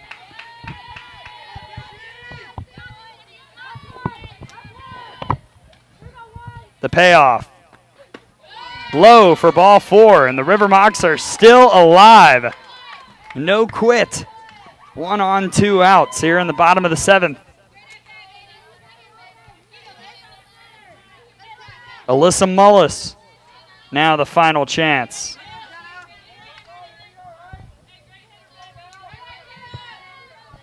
Oh for 1 tonight, lifted for a pinch hitter in the 5th. 1 for 7 this summer. She's the tying run. First pitch, off of third, off of Kotzelnick, out to left. Hot shot. 2 on, 2 outs. The River Mocs don't know when to stop. There's great at bat by Benson working that walk, getting on base. Next pitch, hard hit ball takes a bad hop on Stormy over there at third. So now all of a sudden the winning run comes to the plate for the River Mocs.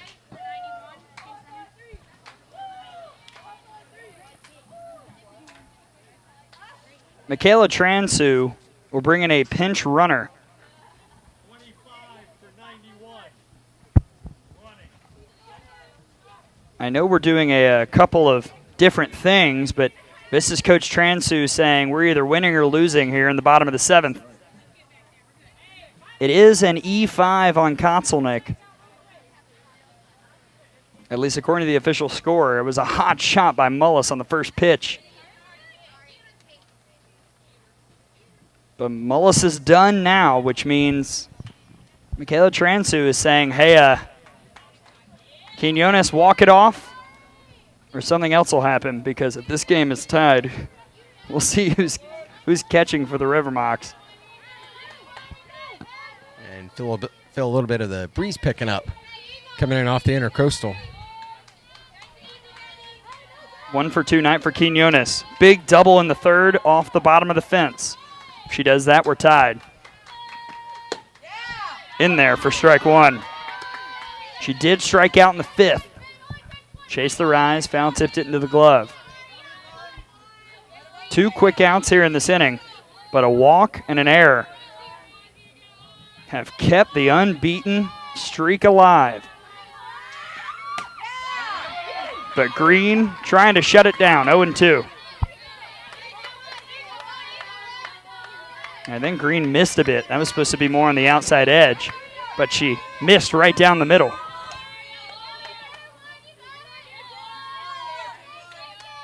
See if she goes chase rise here.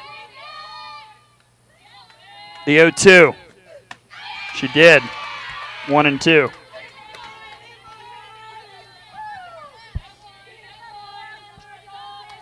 Quinones had the RBI walk last night to tie the game against the Pioneers with 2 outs and 2 strikes.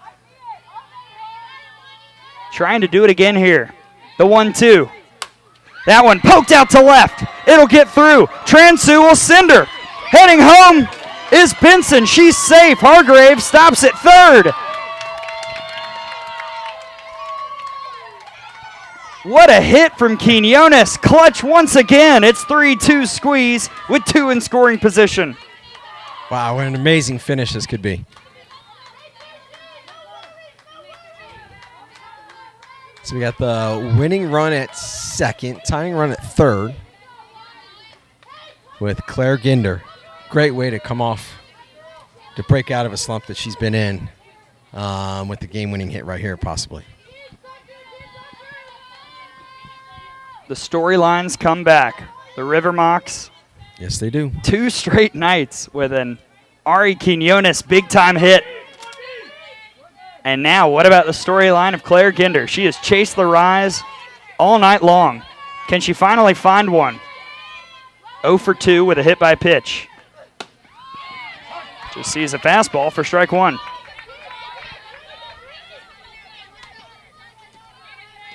Hargraves, the pinch runner, is over at third. Quinones is at second. She's got enough speed where a base hit in this game might be over. Chase the rise. Did she go? Yeah, she did. 0-2. What pressure for the incoming freshman. Absolutely. Get used to this, kiddo. 2 outs. Runners on second and third. 0-2. 1-2. Down to 2 strikes. Now for the 3rd time here in the 7th.